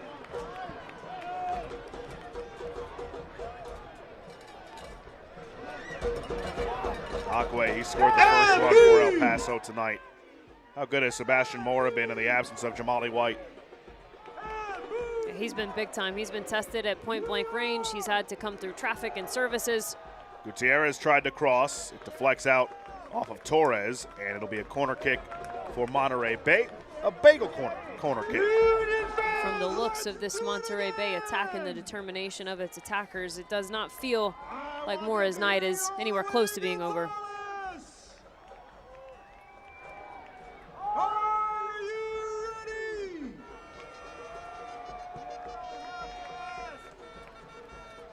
Gutierrez and Soyberg over there. And there was some indecision on who would take the corner, but it will be Soyberg. The service. Gordon making a run, but it's punched out.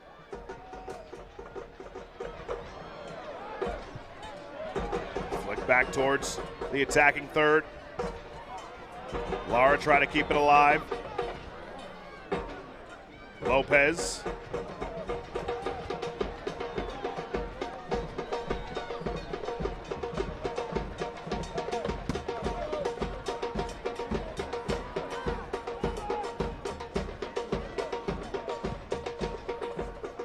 Long over the top, looking for Malongo. He's shielded off by Quezada. That's one of the few times this half that Quezada's gotten the better of that matchup. Fonguk. Malongo again. 4 guys converge on him. You could tell that's an adjustment that Wilmer Cabrera has made. And if you're Malongo, now you have to start recognizing that, right? That they're bringing these support defenders to you. That means that obviously there are better numbers on the other side. Good ball from Fonguk, just not able to be put on target by Larson. Monterey Bay thinks that should be a corner kick, but it's out for a goal kick instead. Beautiful night here in Seaside, California. Cardinale Stadium. Josh Appel, Marion Crowder with you. Approaching the final 15 minutes of this Western Conference battle. 2 teams above the playoff cut line. El Paso trying to return to the postseason. Monterey Bay trying to qualify for the first time. Lara took it away from Lopez. Malongo for Soyberg. DeRoma on his back. And it deflects off of Akwe. Another corner for Monterey Bay. Bagel corner kick upcoming.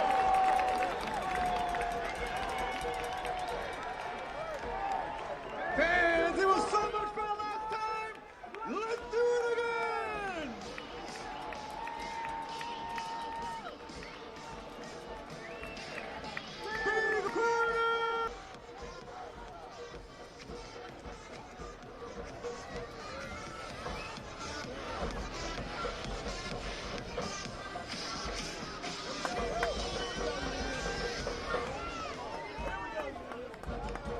Rodrigo Albuquerque having a word with a couple of guys battling for position in front. Now we're ready to go. Gutierrez to take. The in-swinger, front post. Cleared away. Goes down for Gutierrez. No reset.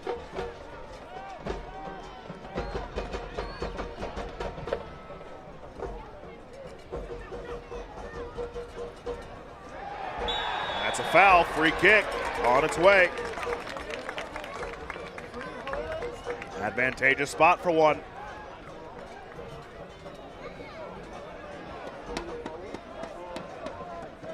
Well, Diego Gutierrez has found himself with the ability to roam, and he's done well to keep the width of this shape for Monterey Bay. A bit of a poor touch, and then he welcomes the contact, and ultimately El Paso Locomotive let him out easy there.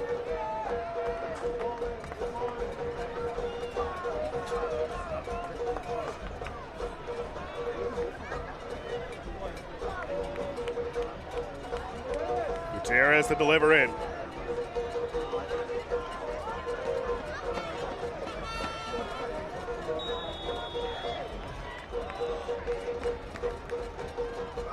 Here it comes, towards goal, deflects, Larson just put it high. Came down for him on the volley, couldn't put it on target. We had to recognize from Adam Larson's position that they were always going to go for the redirect here. Adam Larson not in the mix of the back post. Instead, he just runs directly unmarked to the near post with the intent that the back post runners were going to put it back across the face of goal. It's just a bit behind him there, and unfavorable contact for the substitute.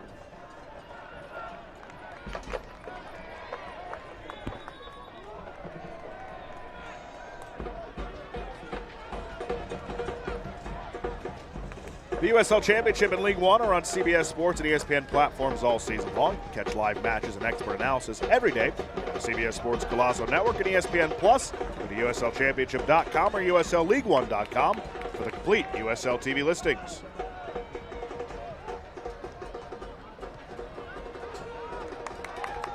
Robinson.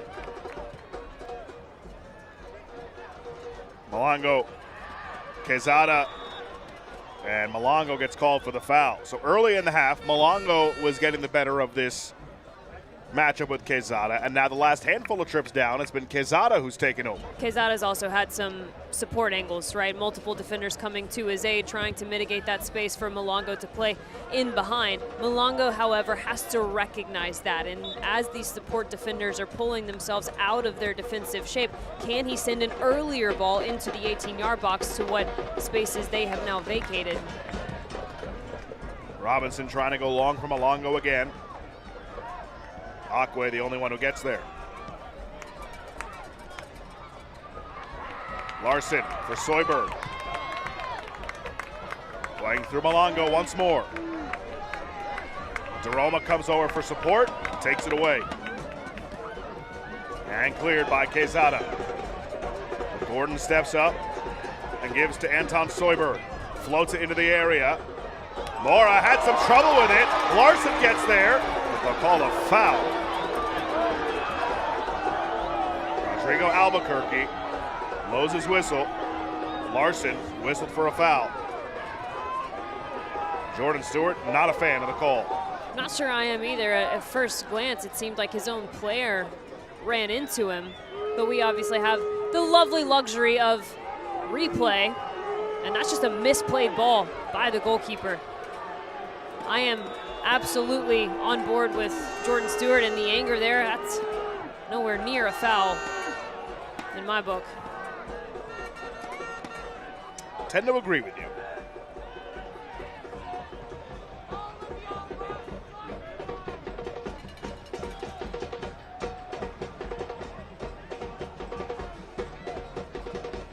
I'm not really sure how much more out of the way Elijah Paul is supposed to get in that moment. Right.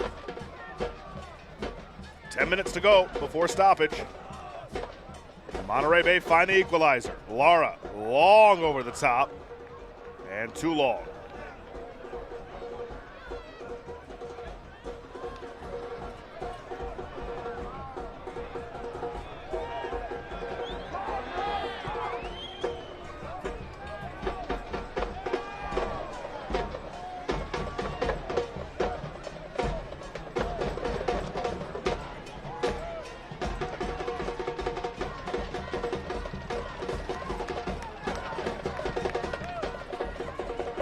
Malongo. Fonguk on the turn. Accelerates. Tried to find Paul. Fonguk gets it back. Fonguk went down. It's a goal kick.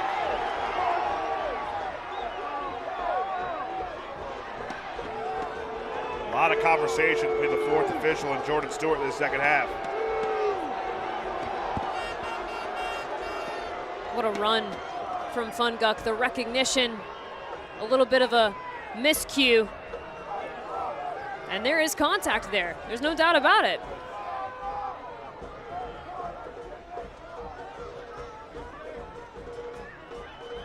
The difference between that penalty potentially and the penalty that we saw be called for El Paso Locomotive is obviously one is, in the referee's mind, considered shoulder to shoulder. The other one on the El Paso side, Grant Robinson getting the legs of the El Paso Locomotive attacker.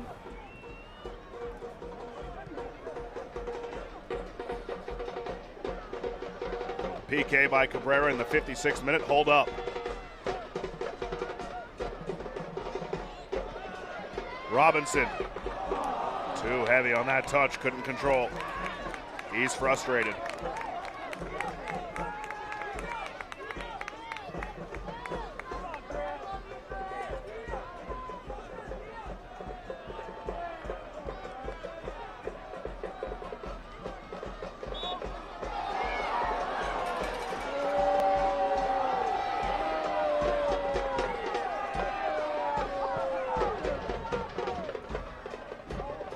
Alfaro with Paul closing in.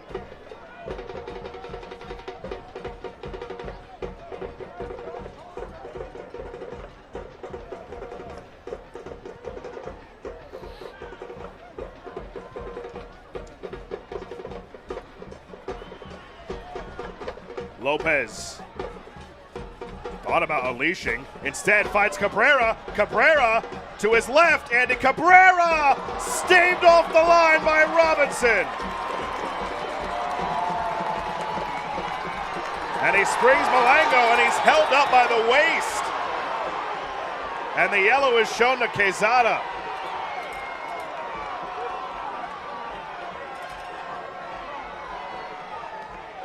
One more look at the play by Robinson on the one end to start. Cabrera took forever to tee this up. Yeah, he's just trying to find too perfect of a window, but what confidence that's got to give Grant Robinson, a player who has done so much right, concedes the penalty, but ultimately saves this from being another 2-goal deficit, and no doubt about a yellow card being shown there to Quezada.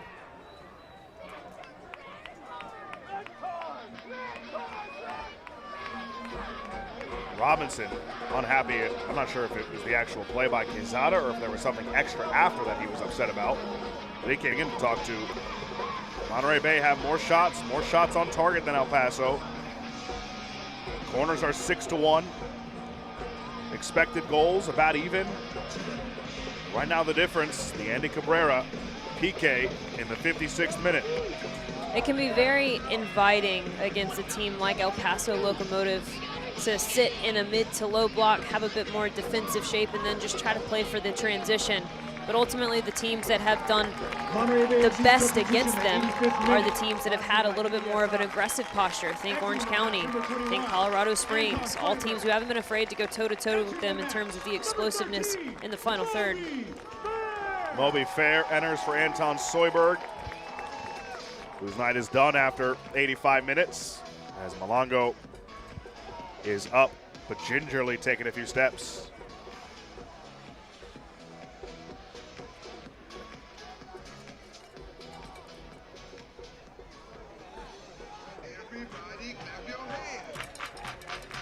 Now 3 substitutions for El Paso. Brian Romero will come on. He'll replace Amando Moreno. Memo Diaz will enter as well. And Ricky Ruiz comes on for Daroma. So some fresh legs for both sides. For the final moments plus stoppage time, these substitutions are brought to you by BBSI. Exiting the match, number 18, Alvaro Quesada. Number 8, Frank Daroma. And number 10, Amando Moreno. Entering the match, number 24. Quezada out, solid effort from him. Moreno quiet in the second half. Certainly felt his impact more in the first 45 minutes. Very smart sub though. Quezada, as things get a bit heated. No need to risk a second yellow. So Gutierrez with a free kick from distance.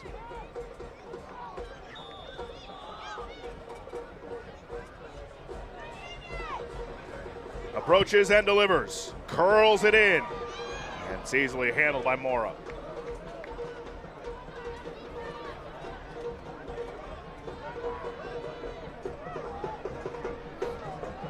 Off the restart. Gordon stepped in front of that. Joel Garcia plays it long, looking for Paul. Jockeying for position there. Out for a goal kick. Well done by Tony Alfaro, who's had to play a ton tonight because of the injury to Palermo Ortiz. How have El Paso been able to kind of contain Elijah Paul tonight? I think that the box defending has been incredibly impressive from this El Paso Locomotive side, despite them losing the midfield battle a bit and Monterey Bay taking control of some of the distribution. Moro will be shown a yellow.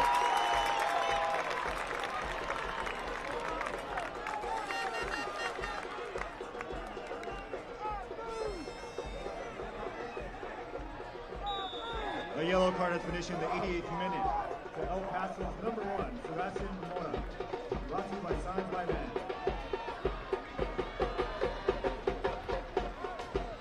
El Paso trying to bounce back from that difficult 3-0 loss to Orange County.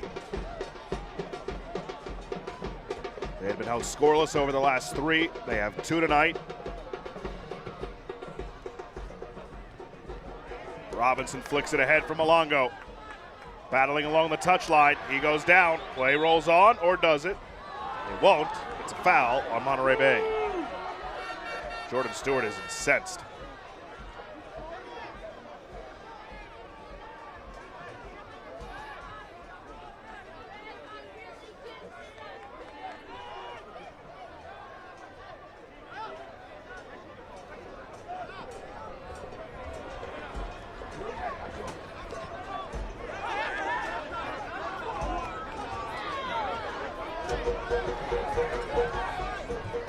Time is running out for Monterey Bay.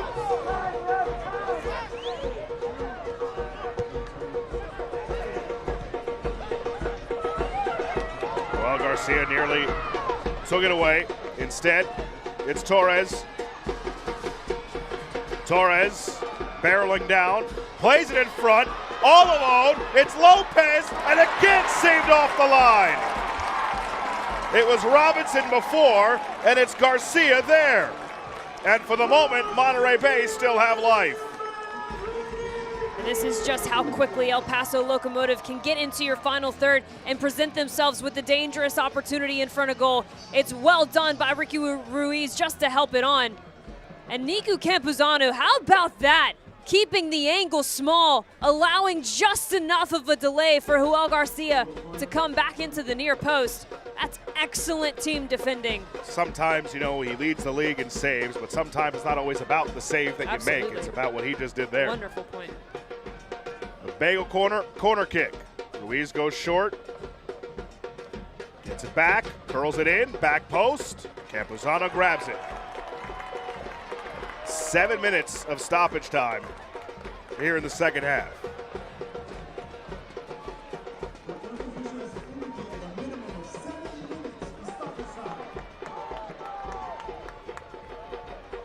Gutierrez.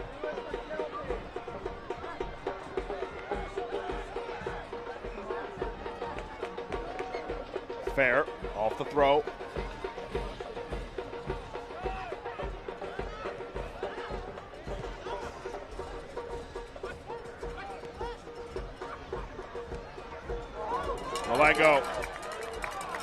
Malengo on the end line. And a goal kick. Paul wanted a corner.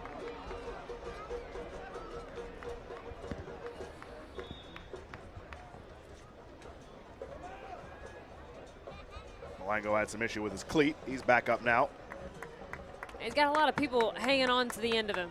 No doubt. Everybody on the pitch right now trying to stop. Goal kick. Well, everything's going through him in the attacks. It is, and you could see on the bottom of your screen in that last sequence that Wesley Fonguk had actually made a wonderful delayed run into the area. That was probably the best path forward, but when you've got 2 or 3 defenders on you at any given time, you're lucky just to get it off your foot. But that is a place that this El Paso Locomotive side struggles. They don't track runs all that well from the deep lying midfield position. And you have to think if Malongo can be aware of that, get in line, and then serve it back across the face of goal, those runs and that opening for Wesley Fonguk is going to continue to be on. It's fair. Now Fonguk across. Akwe got in the way.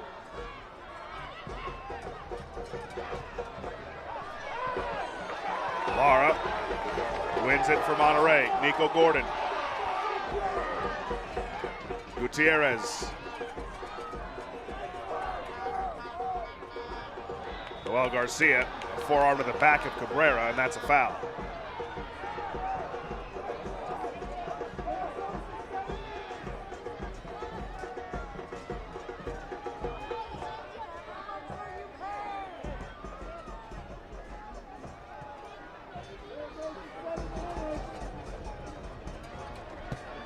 Cabrera watching on. Andy has the go-ahead goal, a penalty in the 56th minute.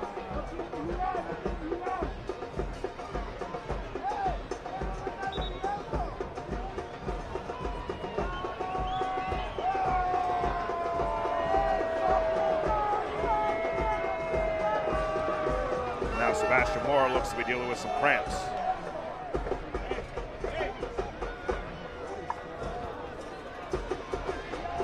Fans, we want to thank you for joining us for our 2025 Fan Fest. Remember, the best fans live in the 8-3-1. We're in stoppage time. Monterey Bay trying to come back from a 2-0 deficit. El Paso led 1-0 at the half. Akwe scored all the way back in the 15th minute. We've had a couple of goals in this second half. One on a penalty, by Andy Cabrera, and then Ivanovic made it 2-1. Here are the 2 goals from this half. It's been a very dynamic second half, mostly for Monterey Bay, but this is the penalty kick earned by Cabrera and taken by Cabrera. What a good finish. A little bit of a stutter. Campuzano guesses right, but ultimately just a bit late. And Josh, as you so rightfully mentioned, everything right now for Monterey Bay going down this left-hand side at number 11 in the Crispin Kelp.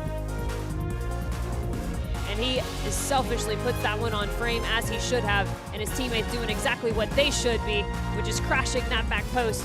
Works out in favor as Luke Ivanovic gets his name on the score sheet and cuts this deficit in half. Second time this season.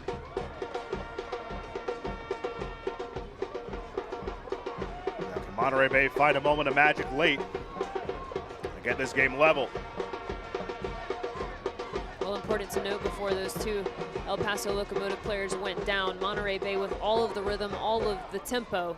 Hard oftentimes to continue that after a stoppage of that length.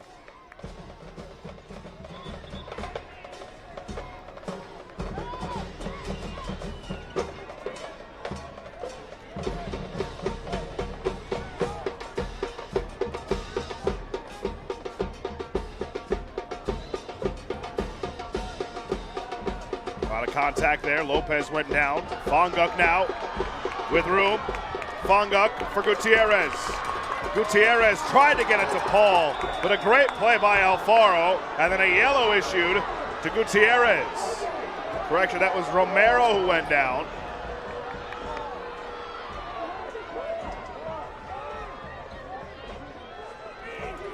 Looked like a promising build-up for Monterey Bay, and then it fizzled out. No doubt about that. The shape for El Paso just all kinds of wrong. And that touch from Diego Gutierrez just gets away from him.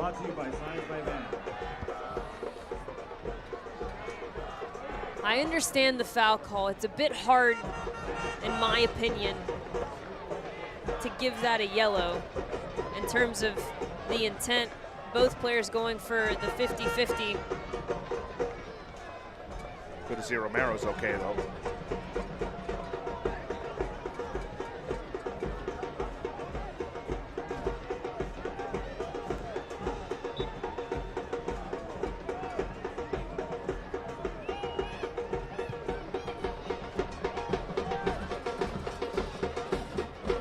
Robinson with speed. Robinson lays it ahead. Paul, defended by Akwe. Paul is all over the place. It's a given away to Fair. Comes through to Garcia. Tough spot for him. Now Gutierrez hesitates. Gutierrez left foot. Back post. Grabbed by Mora. Larson was making the run. And now we're at the mercy of the whistle of Rodrigo Albuquerque. I'd expect maybe a minute added on to this. But that might have been the last gasp for Monterey Bay.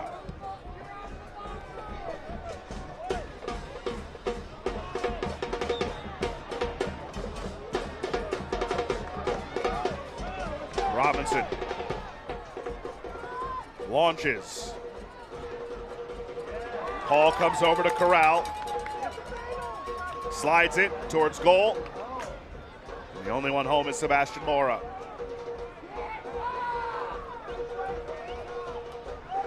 Can say that a lot about him this evening, as well as the center back in front of him, arguably the man of the match for El Paso, Akwe. What a good night, obviously getting the first goal for El Paso Locomotive, but the discipline that he has commanded with his box defending in terms of shutting down several key threats for Monterey Bay. It's been very impressive. So we're into our 9th minute now of stoppage time. Memo Diaz, the former Oakland root, to throw in.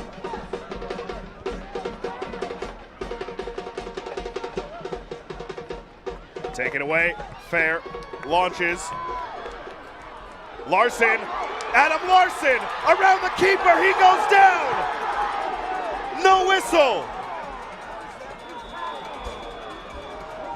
Except for the full-time whistle. What a chaotic finish at Cardinale Stadium. Larson nearly leveled it at the death. Mora, desperation, fortunate he didn't commit a foul to give Monterey a penalty. And after all of that, it's the first ever win for El Paso at Cardinale Stadium, a 2-1 final. Well, this one had everything. If you're El Paso Locomotive, you loved the professional performance, especially in the late minutes, but if you're Monterey Bay, despite the result, you cannot be upset with the response. A strong performance that unfortunately results in no points, and here's what happened right at the end. Great ball by Fair.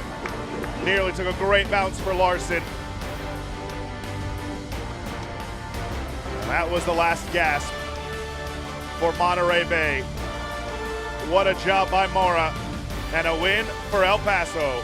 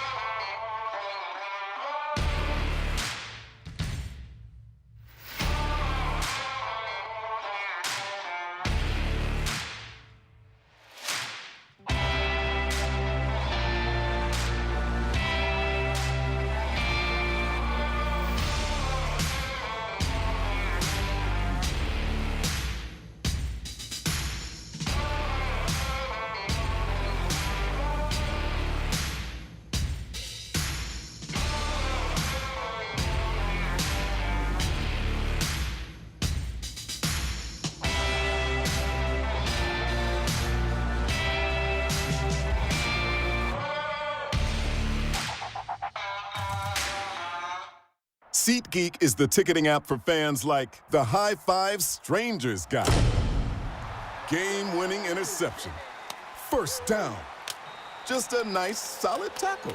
If you're in arm's length, you will be swapping skin with this extrovert. You see, he knows SeatGeek got him a great deal on tickets, so he can focus on what he does best, smacking palms. SeatGeek handles the tickets to sports, concerts, and more, so fans can fan. What a finish at Cardinale Stadium. First win ever for El Paso in this stadium. They take the road 3 points, 2-1. Josh Pelt, Marion Crowder with you as we take a look at our full-time highlights. In the first half, El Paso, they struck first in the 15th minute on the goal by Akwe. And after this, it really seemed like it was going to be all El Paso Locomotive as the kryptonite, the second phase of a set-piece situation, continues to haunt Monterey Bay. That's how they concede their first one, and it's far too familiar for Jordan Stewart and company. But ultimately, this Monterey Bay side grew into the match, and although Grant Robinson gives up this penalty kick in the second half, they had the momentum. And it was a bit of a heartbreaker to concede this penalty kick, but Andy Cabrera steps up, makes no mistake about it, and it gives El Paso a 2-0 lead. But Monterey Bay, they kept on pushing, and they started to find a lot of success down the left-hand side. Mayele Malongo, one of the best 1v1 attackers in the USL Championship, he makes his presence known, and after several services, he finally finds a shot on target for himself, and his teammates at the back post do just enough to tap that in. Luka Ivanovic with his second of the season. It was the 10th of the season for Cabrera. It turns out to be the game winner. Shots were even 11 apiece. Shots on target, 5-4 in favor of Monterey.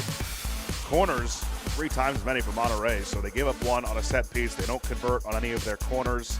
Set piece is still an issue for Jordan Stewart and Monterey Bay, but definitely a performance they can build off of. No doubt about it. Look, if you're Wilmer Cabrera, you have to be pleased with the professional side of the performance. As the game got late, they got more and more professional on the road. And if you're Jordan Stewart, it's going to be really tough to be upset at this performance, especially at this response in the second half. I thought their mentality, their grit really shone through. And ultimately, as you mentioned, Josh, a place where they can find some confidence moving forward. Well, that'll do it for us here from Cardinale Stadium in Seaside, California. El Paso comes on the road. They score first, and they never look back. 2-1 is the final. For Marion Crowder and our entire crew, this is Josh Appel saying so long from the West Coast. El Paso victorious in Monterey Bay for the first time in club history. Thanks so much for joining us tonight. Have a great rest of your Saturday, and we'll talk to you next time. This copyrighted telecast of the United Soccer League cannot be retransmitted, rebroadcast, or reproduced without the express written consent of the United Soccer League.